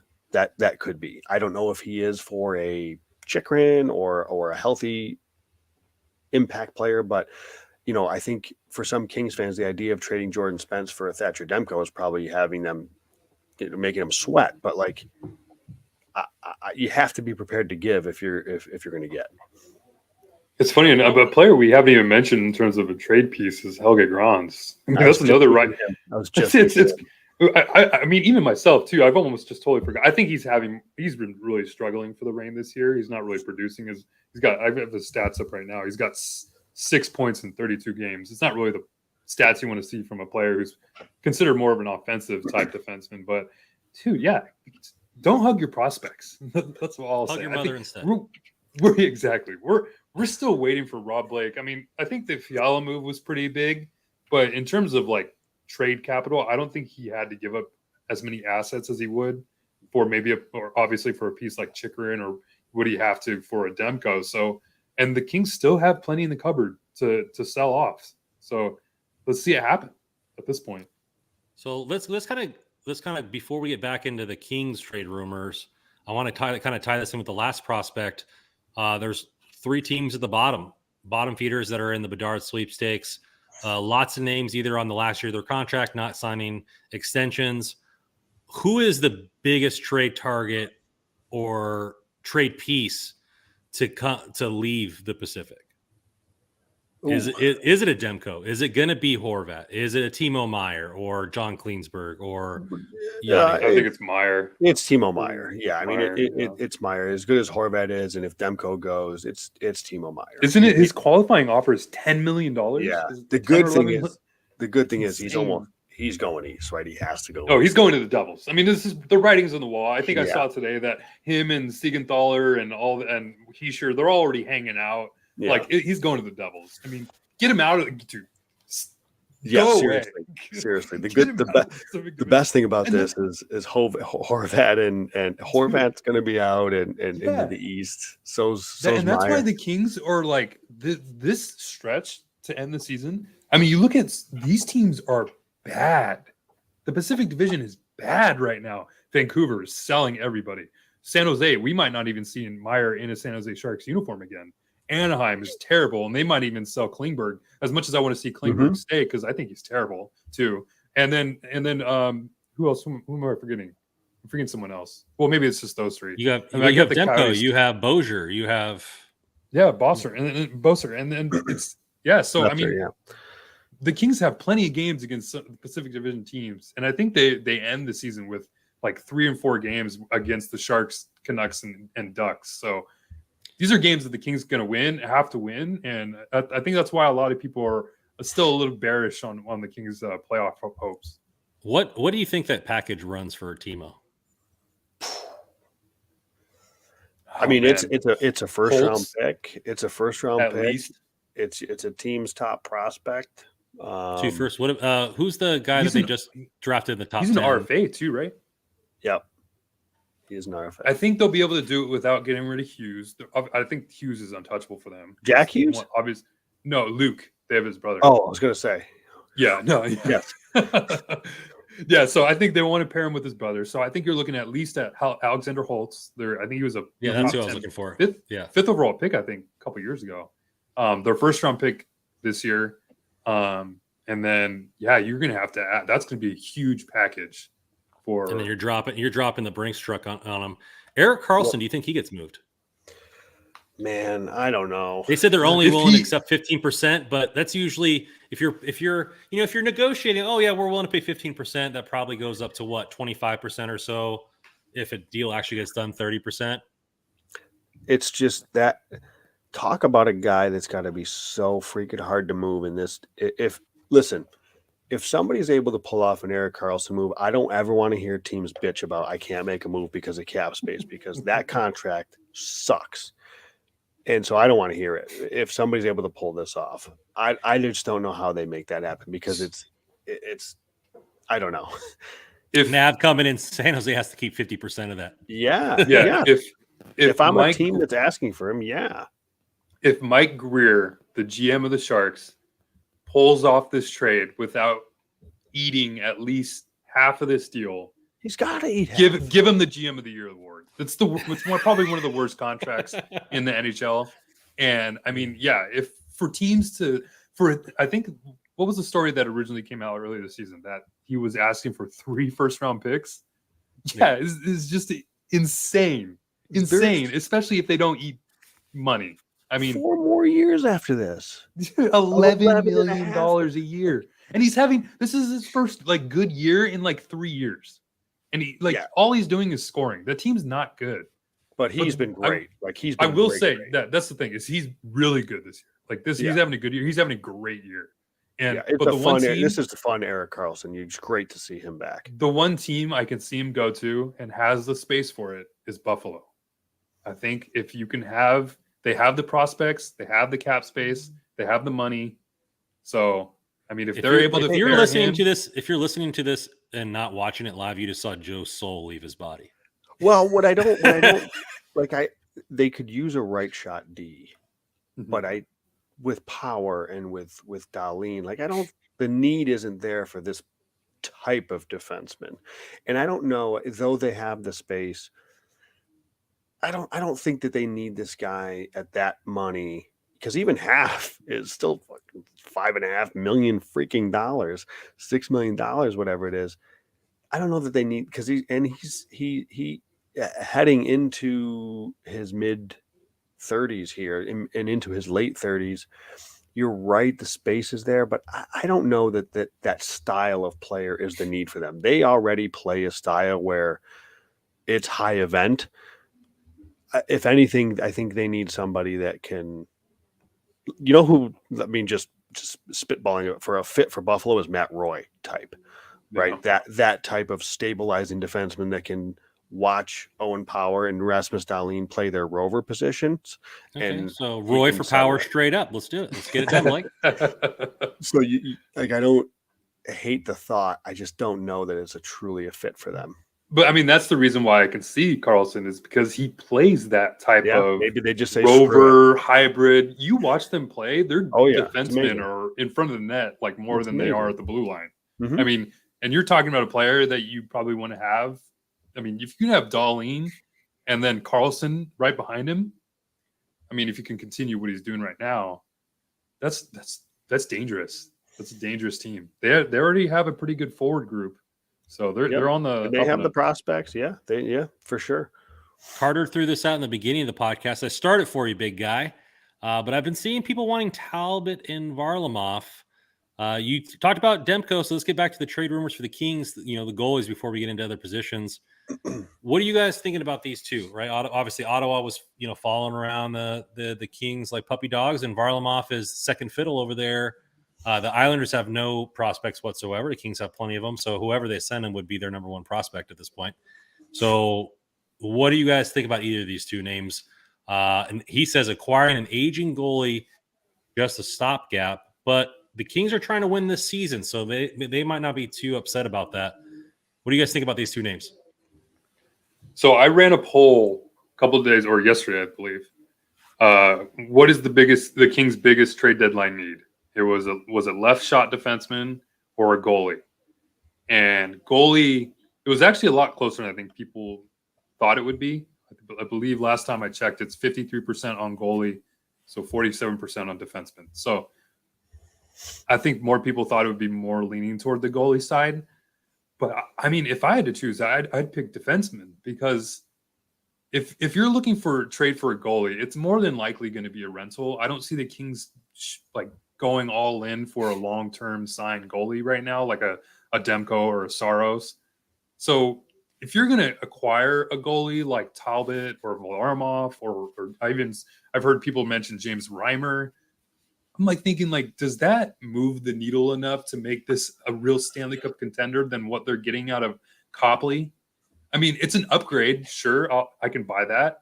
But they're not going to – these goalies aren't going to steal games for this team. They're going to provide good, decent to average goaltending. But for me, it's you're giving up trade assets for a rental goalie, where you're still going to have to give up trade assets, or probably most likely sign a free agent goalie in the offseason. Why just wait to the summer before you make that happen? I'm a firm no on Talbot, because I don't think he's anything better than what the Kings currently have. Varlamov, I do. And he's on my list. I think we talked about it briefly before, that he's on my short list for goalies in the offseason to target on a 1-year deal. The thing is, it'd be if they could make a cheap deal to get Varlamov, I'd be interested in that. Why are the Islanders doing that? They just traded for Horvat. They need 2 goalies. Who's their second goalie? So they're going to trade Varlamov and then go out and make a deal for another goalie? I guess it's not like a crazy thought, but that makes their team worse. So I don't know that I buy that they'd be at all willing to move Varlamov, because you need 2 goalies these days, and down the stretch, I'm sure obviously they're going to lean heavily on Sorokin, of course, but I don't know. They don't really have a goaltender to come up, I guess, unless you think Corey Schneider's coming up to revive his career as a backup on the island. I don't hate the idea of Varlamov, but I don't know why the Islanders would trade him. What about I see some people mentioning Jonas Korpisalo too. Yeah, Holden 92 says thoughts on Korpisalo, really cheap contract. Think we can get him a reasonable deal. Again, I think that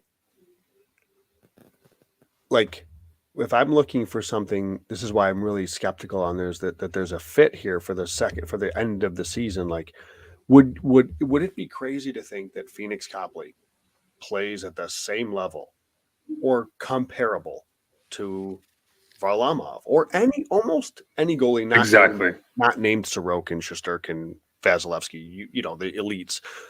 Like on a how many games are left? He's going to play 15, 20 to 20 games. Like, and you're looking at that small of a sample, the variance in that position. So it needs to be somebody. You're not getting these guys for 15, 20 games. You're getting them for think that a Copley who's never been to the playoffs, who's playing this year, is going to really have that? Or would you feel more at ease with a guy that's played some more minutes? I don't think Korpisalo's any significant upgrade to what the Kings currently have. So I shouldn't say that. Because Jonathan Quick, I mean, I hate saying this, but he's just killing him right now. But he's not going anywhere. Like, right? He's not. The whole three goalies on the roster thing is catching a lot of wind from people. I have no interest. That seems like a total waste of a roster space to me. Total waste of a roster space, in my opinion. I don't know if you, Russ, think any differently, but I really think that's a terrible idea. Yeah, I mean, I totally agree. The thing is, too, like, Kings fans, the best thing we can all hope for is for Jonathan Quick to just somehow find his game again. So you just have to ride the wave with what you're getting out of Copley and Quick. Because as much as we want to talk about upgrading the goalie situation and everything, Copley's 15-3-1. He's winning games. I mean, that's the whole point of all this. I mean, yeah, it's making it hard for the team. But look at the record. That's what it is. I just go back this first game back. I'm starting Jonathan Quick. It's Dustin Brown's retirement night. It's been a long layoff. You need a goalie who in terms of Quick, who probably needs the rest, is he's going to be up for that game. Let's start him in that game. If he wins and he plays well, that is a huge boost of confidence in Quick going forward for the Kings fans. Because then you still have Copley, who's winning games. You can kind of 50-50 split almost the rest of the season. And then we'll see what happens in the playoffs. But if it falters, I mean, it's tough because, there will be people looking back, probably including myself, who will say, man, maybe the Kings should have got a goalie at the deadline. But unfortunately, Rob Blake put himself in a situation where he really had no space to do that. And that's the hole we're in. Yeah, I'm going to look and see if there's, I looked a couple weeks ago. I'll look again and maybe put a piece together about what other potential goalies that could be on selling teams that, would make sense. And again, I genuinely think if you're bringing in a goalie, it's whoever that goalie is and Jonathan Quick. I'll believe it when I see it when Quick is out the door. Like, I just don't see that. I think Copley's the one that gets waived. So, which as is what it is. I just don't you look at the selling teams. Ottawa, is Montreal going to Jake Allen? They just signed, if I'm not mistaken. I mean, Montembeault, I think, is an RFA. Maybe. I believe so, yeah. I guess maybe he's an option, and if he's an RFA, maybe he's somebody that they keep around. They've got Caden Primo, who's the kind of the better prospect, quote unquote. So I don't know that if Montreal's looking to do that. I know everybody wants Vejmelka, and sure, I guess, but Russ, you alluded to it earlier. There's going to be a lot of teams that are interested in goalies right now. It's going to be a tough one to pull off. I don't know. I think the only options that at least come to mind in terms of selling teams would be Talbot and Vejmelka. And Vejmelka's not a UFA. He's under contract. I don't have to deal him. And I don't think Talbot's an upgrade. So it's a tough spot. Kings are stuck. They're stuck. It's just, Rob Blake got himself in the foot. For me, goalie is the only way we're making that trade is if it's a long-term. It's a Demko. If it's a Demko or a Soros, that's the only two guys, even if Soros is even on the market, because they're not out of it. But those are the only two that really, a lot of people think Vejmelka isn't a permanent upgrade for the next couple of years, but then fine. Then you can throw him in the mix as well. But I think that's the only way that happens for a goalie is if they can, like you said, bring down Copley, and then you have and you have him as the guy that you're just going to ride for the rest of the season. So, for me, it's like, I'd rather go, if it's a rental, we talked about, maybe a forward, an impact veteran center, the way Byfield's playing on the wing. But Yep. I think that really, or, maybe a left side, a D that maybe you can play in there, since Edler is, seems to be losing a lot of gas late in the season. But then you also got Toby Bjornfurt that you can rely on at that point. So it seems that the dialogue going into the deadline is either home run or bust for the most part for the LA Kings. I'll throw out so two things I'll throw out there in the piece I wrote today or the other day. Two left shot. Plug yourself, man. Well, but I think you mentioned the left shot D, and Provorov was brought. And I got into a conversation with Anthony D'Amico of the fourth period, and he said the Flyers want Quentin Byfield, and so good luck. Right. So and the Kings have said no. So that's halted that. And the other name that's been linked to the Kings recently is Jake McCabe in Chicago. McCabe is a good, solid defenseman. I just don't know that he's the impact lefty that really fits what they're looking for. I like McCabe. Like if the Kings didn't have Mikey Anderson or weren't going to sign Mikey Anderson, I'd be interested in Jake McCabe. I think Jake McCabe could be interesting to replace Alex Edler next year. I just don't know that he's the missing piece here. So I guess it could happen, but I'm just to throw a couple of LD names that were just out there too as well. I like Jake McCabe as an offseason acquisition because Sure. if you bring in Brant Clark and you pair him with McCabe, that sounds great to me. Yep. Because then you can have Doughty with Anderson, and then you have you can have Bjornfoot with Jersey or Walker, whoever's in the lineup next year. I mean, it sounds a pretty decent top six to me because you have two impact defensemen in Clark, and then a player like McCabe who can kind of help him out a little bit, and then you have Doughty still in the lineup. I mean, that sounds like pretty good defensive core, but I just don't see the Kings trading for a player like that right now because they need scoring help from the back end and especially on the left side. Because with Jersey, I mean, there's still situations that you watch him play on that left side where it's like, man, if there's a left shot defenseman there, it'd be so much easier. And it makes it hard to defend Jersey because it's tough because he's being almost handcuffed on that situation. So it's just for me, it's just chicken or bust. I don't want Gavrikov. I don't want any rental pieces because you're still going to be put in the situation next year unless those players re-sign. Which and none of them are better than what the Kings have. Yeah, and exactly. So why not wait till the offseason and just sign them anyway? So it's for me, chicken or bust on the left side. And then the only rental market I would tap into is the center market because you have center pieces coming up, but you don't have them right now. So I mean, that's why I really like Ryan O'Reilly. If he would be a perfect fit for this team. If you're looking for defensive help, why not add one of the better two-way defensive forwards in the NHL? It would just be hard to fit his salary cap into the Kings cap situation because I believe it's like $7 million. So that would be a tough one, but he'd be a great fit for this team. Not my Walker is available for that to help out. Some guy coming here. I doubt he would trade him. But what Swayman? Boston ain't moving anybody. They're not moving Swayman. And I think I saw Tristan Jarry. He's hurt too, by the way. UFA at the end of the year.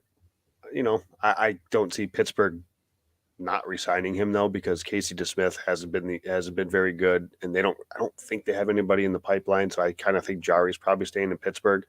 That's the thing with so many. Like it's just unless you're signing a goalie with term or trading for a goalie with term, Demko or Swayman, then you're looking to the offseason and you're looking for, what did I say in the chat the other day? Like, what was it? Freddie Anderson and somebody else was like my dream duo. Like that's kind of where I'm leaning toward too. Like if I would almost rather the Kings just sign two goalies next year, the $2 million cap hits each, and then try to figure out a way to trade away Cal Peterson or I don't know, even buy him out, or even leave him in the AHL. Because I mean, you would probably you're still paying less than you are paying this year. The buyout is $6 million, and you'd be paying. I think, and then somebody mentioned to me, brought it to my attention that if they actually waited to buy him out next year next offseason, it's probably more beneficial because Yeah. you're saving, I think, like over $1 million in cap space by keeping him in the AHL right now. So there's really no benefits of buying him out this offseason. So I don't see that happening. But if you can find a way to trade him away or something, I don't know. It's just Anybody that would. it's so sad because we're kind of just writing him off and he's like thinking he's never going to get his game back again, which we hope he does. Obviously, that'd be great. But it's tough. It's tough. We haven't seen it. I haven't seen it yet in the AHL. Listen. Look at Martin Jones. Like, he's had runs this year where he's been great. Goalies are weird, man. It's a position where it's just up and down, and it wouldn't surprise me in the slightest, whether it's with the Kings or a different organization, that Cal Peterson has a good half season or a good season or whatever left in him, because that's just the way the position is. It's a tough position. Look at Soup, right? First round pick.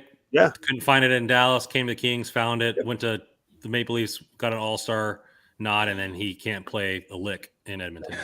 Yeah, exactly. Goalies, man. I mean, I will say with Cal, he's got a 2.77 goals against average and a 912 save percentage. He's 9-7-1 with the Reign this year. That ain't bad. It's not great, but it's not terrible. Ain't bad. I mean, and especially for the Reign team that's kind of been decimated with players being called up and losing players to the Spangler Cup and all that. So, I mean, I guess he's doing like okay. So, I mean, that's why I think like if the Kings are resorting to trying to find a new goaltender, they're more than likely going to call up Cal Peterson before they make a move, which I'm sure a lot of Kings fans don't want to hear that. But I feel like that's probably the only way that they would go. I think we had people throw up in the chat. So let's get into it. I mean, we're at about an hour and a half here. It's the All-Star break. We got time. We got time today. Yeah. Let's do, if we want to keep talking about trades, we'll sit down here. We'll pump it up to 2 hours, but I know, Joe, you're on the East Coast. Well, the only thing I'll add to the trade thing is, do you think, you mentioned Randon with Ottawa, kind of Pierre Dorian was watching some Kings games over the last couple of weeks. They are in the market for a right shot D.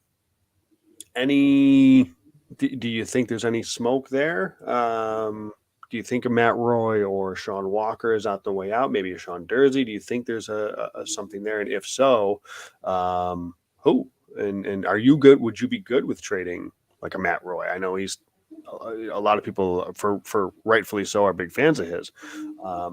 Do you think that's something that could happen? Johnny, first time posting in the chat, Van Potna. Yes, more trade talk, please. So I didn't, you kind of threw this on me, so I haven't really like pared down the roster at the top of my head, but I could see definitely a righty for lefty swap, right? Do they have a lefty that maybe in on the team or in the pipeline that could balance out the Kings a little bit? I mean, I don't know the roster off the top of my head, but they kind of don't. Yeah, they kind of don't. I mean, Thomas Chabot, they're not moving him. Jake Sanderson, they're not moving him. So, I mean, I think those are the two best left shot defensemen. Nick Holden is on the team. I don't want Nick Holden on the team, on the Kings. So, I mean, like, I'll just kind of, I'll help answer the question too before we get back to you, Randon. But for me, I mean, yeah, I could see the Kings trading Matt Roy, but who are you replacing him with on the Kings? That just makes the team worse than they are right now. So, I mean, maybe Sean Walker would be maybe the only option, but I don't get why Ottawa would even want to trade for him. That doesn't make a lot of sense to me. Unless they're just kind of, I mean, I know they're somewhat desperate for right defenseman help. I don't know. Maybe that's why Dorian has been around, just to kind of see what he would be getting out of a player like Walker. Although Jersey is also another name. Yeah, but I wouldn't rule out Jersey. Yeah, Jersey too. I don't know. Like, I feel like Jersey would be Sanderson for Clark straight up.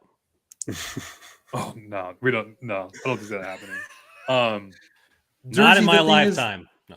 The thing with Jersey is, I still think if the Kings traded Jersey for like a third round pick or whatever, they'd be worse off than they are right now. Because you're gonna have Sean Walker play the left side, just call up Jordan Spence. You have to find a left shot defenseman before you make a trade like that. Yeah, I mean, I feel like Jersey could be a better, like more of a package deal for a player coming in than just being sent out for a draft pick. I think if they were to move one of these pieces out, it could be kind of almost to open up a spot to kind of free the logjam a little bit. And Walker, I'm general. I mean, I don't know. I think Roy would make the most sense for Ottawa because when it comes to right shot D, I mean, Nikita Zaitsev is there, who's not great. Hamonic's a UFA. Then they got a couple of younger guys. Artem Zub is signed to an extension, and Jacob Bernard Docker is another one who's been up and down a bit this year as a prospect, right shot D. So they're a bit younger, maybe a Roy makes sense, but I can also see Walker because he's got another year, buys them a year, gives them a little bit of stopgap. I think Ottawa's going to look to be better next year. I don't know. I think if the Kings were to make a move like that, it just opens up a spot. Like it moves Jersey back to the right, or if Jersey's the one that's on the way out, and then up comes Bjorn Foot or Moverari or insert, acquisition here to the left side. It's weird that Dorian is followed the Kings around for those 2 games or whatever. He was in LA for LA, Dallas, and then Chicago. It so seems weird that he'd be watching the Kings just for a player like Sean Walker. I would be like, just let my scouts let me.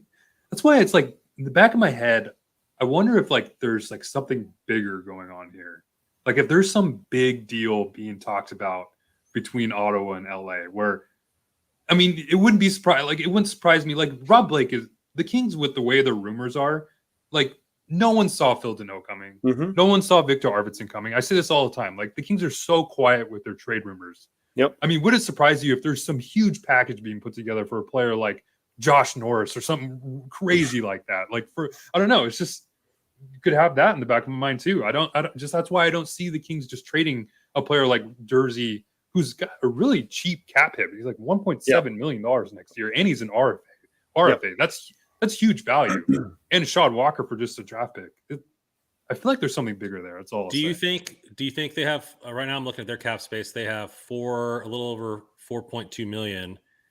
Do you think they're a conduit to allow the Kings to make a bigger trade for the cap space? To where, I mean, you had Fagemo up, you have Turcotte up, you have Bjornfoot was on this road trip, you have Walker, some of these young players.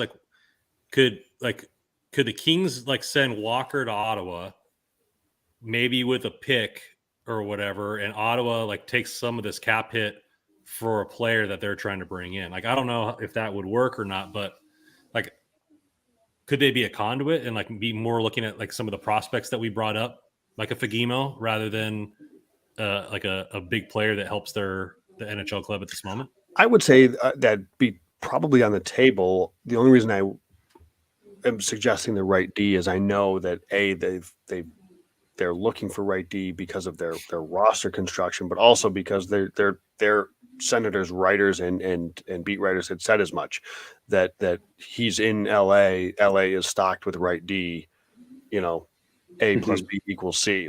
That's something that is well known in the Ottawa market, that they need right D, and the Kings are deep there. So I wouldn't rule it out, Randon, that, hey, I mean, maybe that it wasn't just the right D, but Ottawa's they're trying to win too. Walker doesn't seem like a player.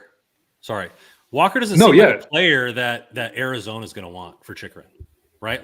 He'd be a throw-in for cap space.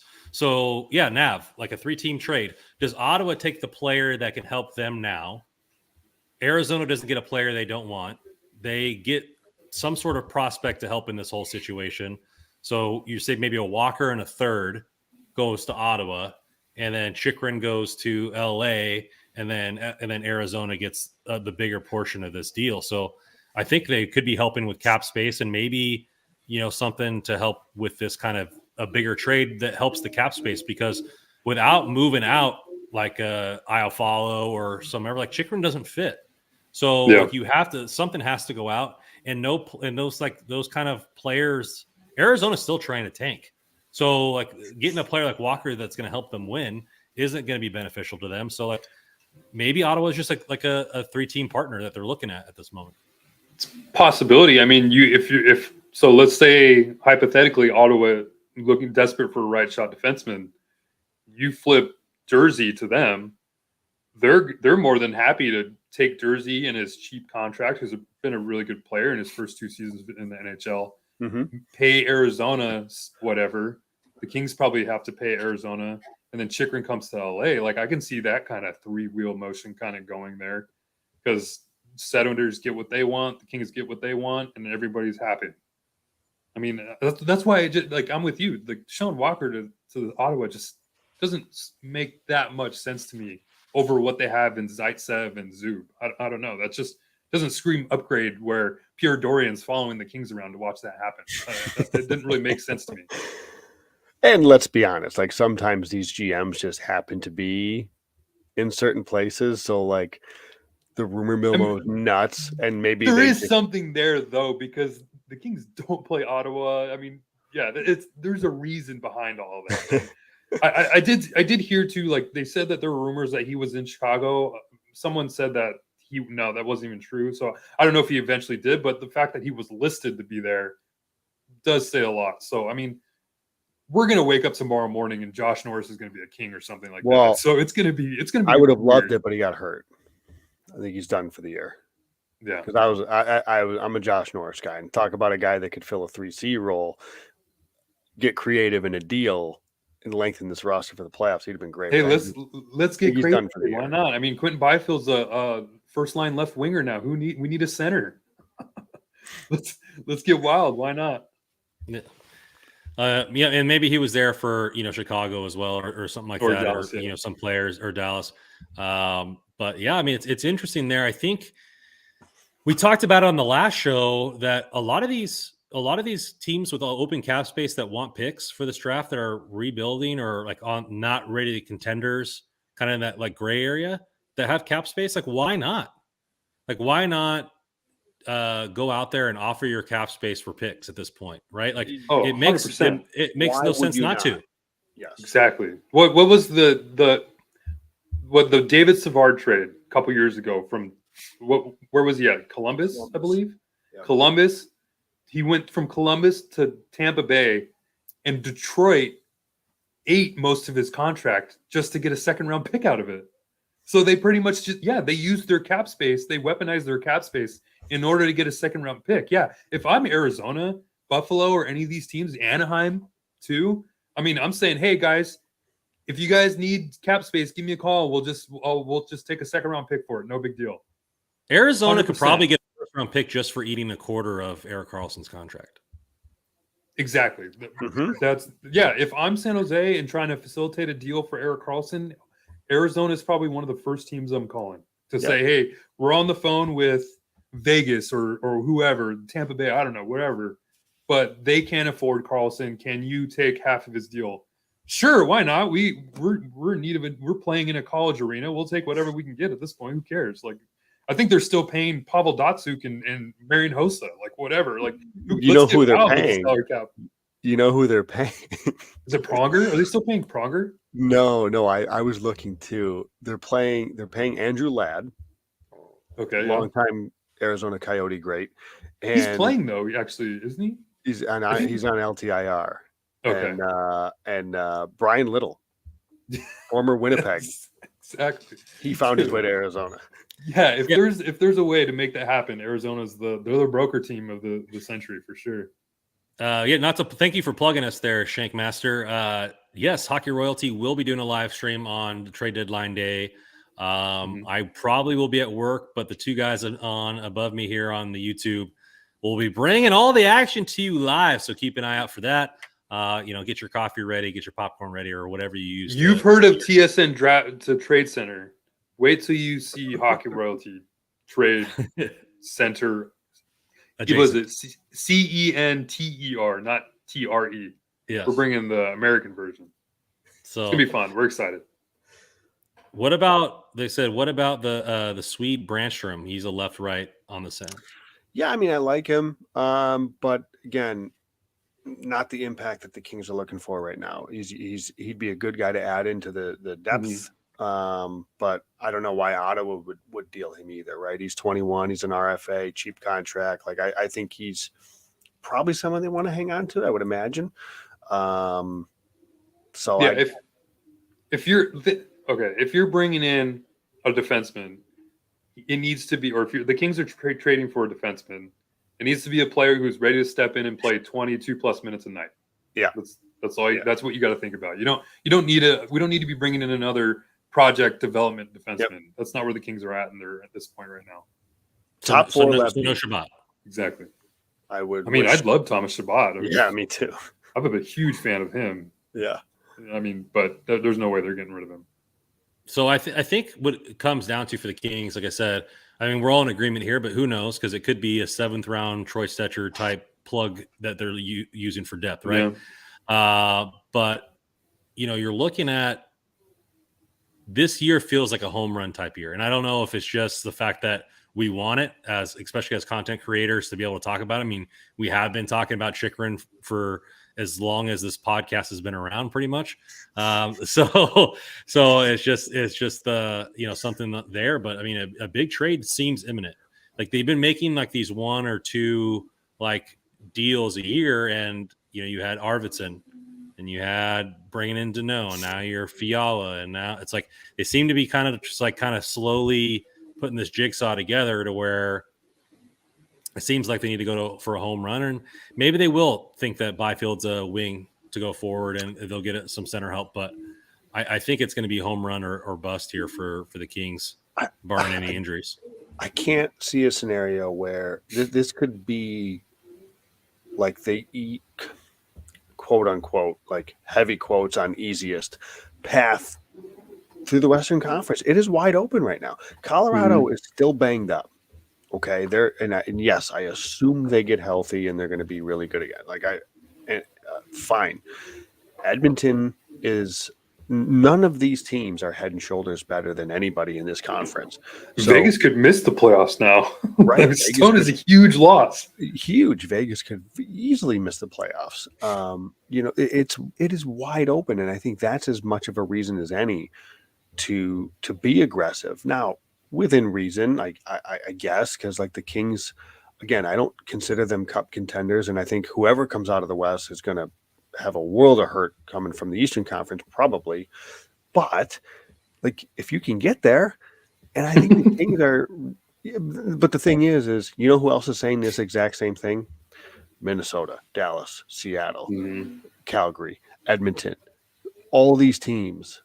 Colorado are saying the exact same thing. The West is wide open right now. If we add this piece, or whatever, they could be the ones. So, hey, just be aggressive. And I think, like you alluded to with Calgary, like now's the time to make the trade.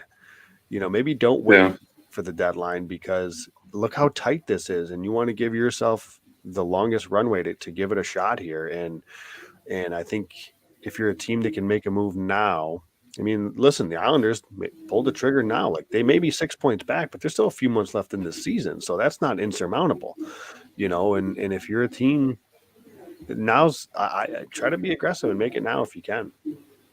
Yeah, this trade deadline is going to be wild. I'm actually really excited for it. I mean, nobody saw the Islanders trading for Horvat. And yeah, I mean, all these Western Conference teams are, like Joe said, are saying the same exact thing we're saying, just a piece away. And so, yeah, it would be interesting to see if those teams get the piece they want. I mean, you put that poll out. Is your guys' dream piece for the deadline still Chychrun for all 3 years? 100%. Yep. That solves a problem this year and the next 2 years. And the people that are saying, now let me ask you this: the people that are saying Chychrun and Vejmelka, make it happen because it kills 2 birds with 1 stone. I get it. Who are you trading? Are you trading Kaliev? Are you willing to do that? In that trade? Yeah, he's fine for me. Yeah. I mean, for me, just real quick, my untouchables are Byfield, Kaliev. I probably could be swayed with Clark, but I don't know. I start with Byfield and Kaliev. Oh, sorry, I didn't mean to mute you when you talked about Clark that way. I was like, whoa, what happened to my mic? So what's funny about that is I think I could be more swayed into dealing Kaliev than Clark. And the only reason is if there's one position you can find, it's wingers. And it's tough to find those right shot D. And the Kings have had abundance of them. And the Kings are doing pretty well right now. And listen, don't get me wrong. Love Arthur Kaliev. Okay. Full disclosure, love him. But like, if you the whole give to get thing, like, You got to be able to do that. So if there is a guy that I would trade, and especially if you look at, I see the comment here about, look at the evolution of Gabe Velarde and what he's done. Like he's kind of done what Kaliev has done too. Like, I don't know. I'm okay. Like if it means trading one of these guys, you got to be okay with it, I think. And I am at this point. I think Holden, I mean, for me, I think Gabe Velarde is probably the biggest trade piece the Kings have. And the reason I say that is because obviously he's having his breakout season. He's looking like a really solid NHL player, maybe top 6 player in the NHL. But, I mean, the Kings have a ton of players that, like you just said, wingers are pretty easy to find. We're seeing a lot of players develop on the wing side. And I hate to bring it up, but he's got a back history. Well, that's why I think Kaliev's a better piece to trade than I don't know. Like, that's the thing. Like, I think too. I mean, so okay. Can we talk about Velarde's injury real quick? Because it scares me right now. We haven't heard anything about it. He's day to day. We've heard he's getting treatment, quote unquote. I mean, I'm going to bite my tongue, but I wouldn't be surprised if I just all of a sudden wake up and hear that he's got some Mark Stone surgery coming up. I mean, it just sucks to say because of his history. That's the only thing. And obviously, NHL is so hush hush about it. Exactly. They're so quiet with injuries. I mean, we didn't even know what Trevor Moore's injury was. We just luckily found out Kaliev had a broken foot because we saw him walking around the arena with a cast on his leg. So, I mean, that's why I would say that I don't know what his trade value is. Yes, he had a huge breakout season, but he's got a history of injury, and now he's out again for a bit. Where Kaliev, he was also having a pretty good season too, particularly on the power play. He's, I think he's highly regarded around the league still for his elite shot and his scoring ability. And I think, I think Kaliev is a guy that, do you start to get on board, Kings fans, with you have to like wrestle with this at some point. Somebody's got to, you can't keep all these guys. And if you plan on, I got shredded last year for saying the same exact thing about Brock Faber. So I don't know, but like if you want to add a piece, if you're being realistic, like we all love Kaliev, but let's call a spade a spade. When he's in the lineup, he's playing 8 minutes a night at 5-on-5. He's getting power play time, but like he's a 4th line winger. Whether we agree with that or not is beside the point. That's where he's playing. And if you trade that for a Chychrun, you do it. No? Yes. Yeah. Randon's probably going to hit me, but that's why I'd be considered swayed to go Brant Clark for Chychrun. Because you have Jordan Spence, you need a left shot defenseman. I wouldn't do it. I would have to be really convinced to make it happen. And I have to agree with Jack. I have to knock on wood with my Velarde talk there. I know. I really hope he's okay. I know. It's just weird. Like I hate when. That's the first thing that comes to my mind when I hear he's out day to day and he's back home getting treatment. So just hoping the best for him. Me too. Well, Shake Master's telling me not to hit you anymore with the mute button. I won't bring up Brant Clark trade. I know it's a triggering topic for me, and us younger people get triggered so easily. So Carter Score says for him, Byfield and Clark are the untouchables for him. I would agree with Carter. I think. You're right. Kings fans some King fans going to get pissed off because their favorite prospect's going to get traded. And it just is what it is. And you look at it this way, like I was under the assumption that, hey, we need to keep Brock Faber because the fact that he's the best defensive prospect on the right side. We have a lot of offensive guys. Get rid of Jordan Spence or Jersey or whatever. And now I'm like, Brock Faber who? Because it doesn't really matter because what Fiala is doing. And realistically, I'll say this over and over again. The side of the trade that matters is your side. If Chychrun is a top line left defenseman, realistically, who cares who you give up?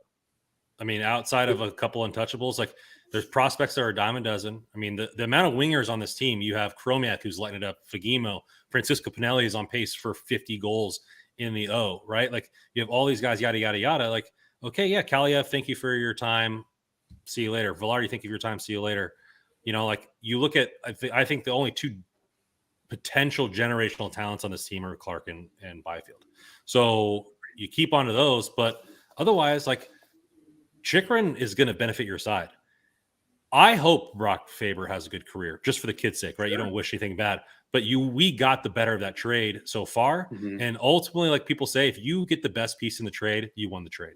So if Chychrun is a solid player for the Kings and a first line defenseman, and Kaliev still scores 20 plus goals for another team, we still won that trade, and I'm fine with it, right?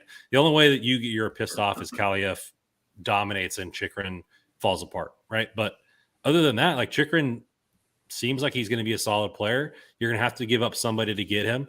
It's the name of the game. Like this isn't freaking the Chell where you kind of tweak it so much so to where you get the perfect trade, right? Like you're going to have to give somebody. Arizona knows they have the best piece on the market, like they do. So you're going to have to probably, to be honest with you, with the way the West is, you're probably going to have to outbid somebody, and we're probably going to have to overpay to get him, if we're being honest. Well, that's the other thing. I mean, yeah, like teams that want these guys. Yeah, exactly. Chychrun would look great in Vegas, Edmonton, all these other teams. But yeah, I agree with you, Brandon. It's always like that big Joe Thornton trade that went down from Boston to San Jose. Like everyone was like, "Oh my God, look at everything that San Jose paid for to get Thornton." But it's always whoever gets the best player wins the trade every time. So he played a billion games for them. So they didn't pay. That trade sucked. If I recall. Yeah, what was it? Was it Primo? Marco Sturm, was he in that Marco deal? Sturm, I think he was in that trade too. But I mean, I was pissed when the Kings traded away Wayne Simmons and Braden Shen for Mike Richards. Like, so I wasn't. It happens. It happened. I mean, I was a huge Simmer fan. I mean, so was I. But the way you looked at that, and this is the same way I look at this now with Kaliev, like you hoped Braden Shen turned into Mike Richards. Yeah, you were getting Mike Richards at like a 27, 28. He wasn't a past his prime Mike Richards. He was still Mike Richards at the time. You trade your third line winger and you got your top prospect that you hope turns into that guy. That's the whole point here. You mean like you hope Brant Clark turns into Jacob Chychrun? Okay, I'll stop. That's it. I'm done. I mean, I don't hope I know. I have a crystal ball in my train. But yes, that's fair. And like the only reason I would say Kaliev is because I think Kaliev holds just as much, if not more weight than Chychrun, and the Kings are flush with and wingers are just easier to find. It's harder to find defensemen, impact defensemen, and I think it's easier to find scoring wingers, and that's why I would prefer to deal from that pool rather than the D pool. That's all. But fair point. No, I mean. Yeah, Martin Chromiak is absolutely tearing it up right now for the Reign, which I absolutely love because I love that player. And he's got a shot just as good as probably Kaliev's, if not maybe better. So, I mean, I'm excited. The Kings have some scoring wingers coming up in the fold. Yeah. Ball 101 wants to add another player to this trade. Let's just make it a huge trade. Bugstad as well. If you believe the rumors, he's going to Edmonton. So. Yeah, apparently. They're trying to get rid of Puljujarvi, and I think they've been trying to get rid of him for a couple of years now. Which makes sense why they re-signed him. Stay far away from I LA. Like him. I mean, not for LA. I'm just saying I like him as a player. I'm trying to think of places where he would fit well. Looking at Buffalo, looking at Carolina, good fits there. I like Carolina is an interesting team to watch too because of losing Pacioretty. That's another. So they need they need that goal scorer, right? They need a goal scorer. When you mentioned Van Riemsdyk, I mean. Yep, Carolina was the other team perfect fit. Yep. Too. Perfect fit for Carolina. Yep, especially since they have the long-term IR with Pacioretty. Mm-hmm. So, well, we're coming up on the 2-hour mark. We win an extra bonus 30 minutes. 100% it's a record. Bonus 30 minutes for all you Kings fans in there during the All-Star break special. Let's get to the quick player of the week. I'm going to start first. I'm going to go Adrian Kempe. Reason being, living up to the contract as well. I think he's on pace for 35. Had 2 in that game. Still lighting it up on the first line. He seems to be plugging along. There's not as many drive spells, I believe, as maybe people think, and contributing on a big level. Had 2 goals against Carolina. I'm sure more points because that first line has been buzzing. And just the fact that you always worry about a player not living up to the contract. Obviously, Fiala is the issue for Kings fans. We're going to pay him over 1 year, and looks like he's gonna throw back-to-back 30-goal seasons for the Kings. So Adrian Kempe is mine. I'm gonna go with Kopitar. I think he had 4 points, 3 points in the Carolina game, +3. Finished with the second highest scoring January of his career with 14 points, I believe, in 15 games. And he's also scoring at the second highest 5-on-5 per 60 rate of his career for the entire season, which is actually really good because I know a lot of people were talking about at the beginning of the year how Father Time was catching up with him. But hey, he's still producing and he's still the same. He's the one guy it won't catch up to. Exactly. And that's why it never makes sense to me. Like I look at a player like Joe Pavelski and I see Andrei Kopitar, the same kind of strain. Pavelski's still producing. Kopitar is going to keep doing his thing. Man, he's just looked good with Byfield. And as much as I want to say Fiala for that ridiculous toe drag goal, which was just, I just love seeing stuff like that. Yeah, I mean, that was one of the best goals of the year, if not one of the best goals in the last couple of years from a Kings player. But yeah, Kopitar, he's leading the team with some points. Doesn't it feel good to have a player that does that on almost a nightly basis now? Yeah, I know, 100%. It like just the viewing, like not that the Cup teams were like void of offensive talent, but like the artistic playmaker that he is. Yep. It's just beautiful to watch. I don't want to go on another tangent. I just feel like we haven't had a player like this in LA since like Ziggy Palffy. Yep, 100%. Yeah, but I mean that goal. I mean, I think that's the only time or one of the few times this season where I've been like jumped out of my chair, like, oh my god, that was the most ridiculous thing we've ever seen. I mean, yeah, toe drag release, loved it. Great shout, by the way, on Kopitar. He was in my short list to pick for Player of the Week here. He had, I'm glad that he's getting love because he just gets I cannot understand for the life of me the Kopitar criticism that I see sometimes from Kings fans. So bizarre. You like have just taken for granted the last freaking decade.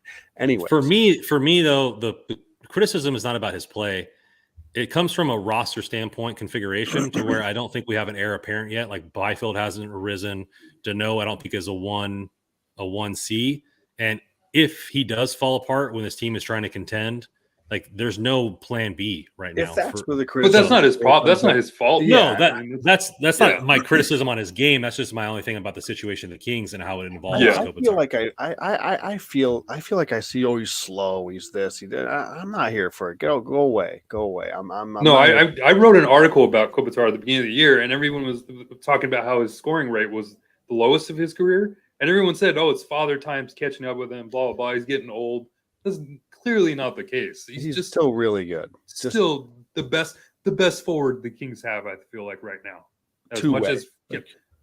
As much as Fiala's doing right now, he's easily the best two-way forward the Kings have. I am going to go. I'm going to go with Drew Doughty here. He had I think he had a point a game. I think he had 6 points in the 6 games, 4 of which came 5-on-5. And it's funny.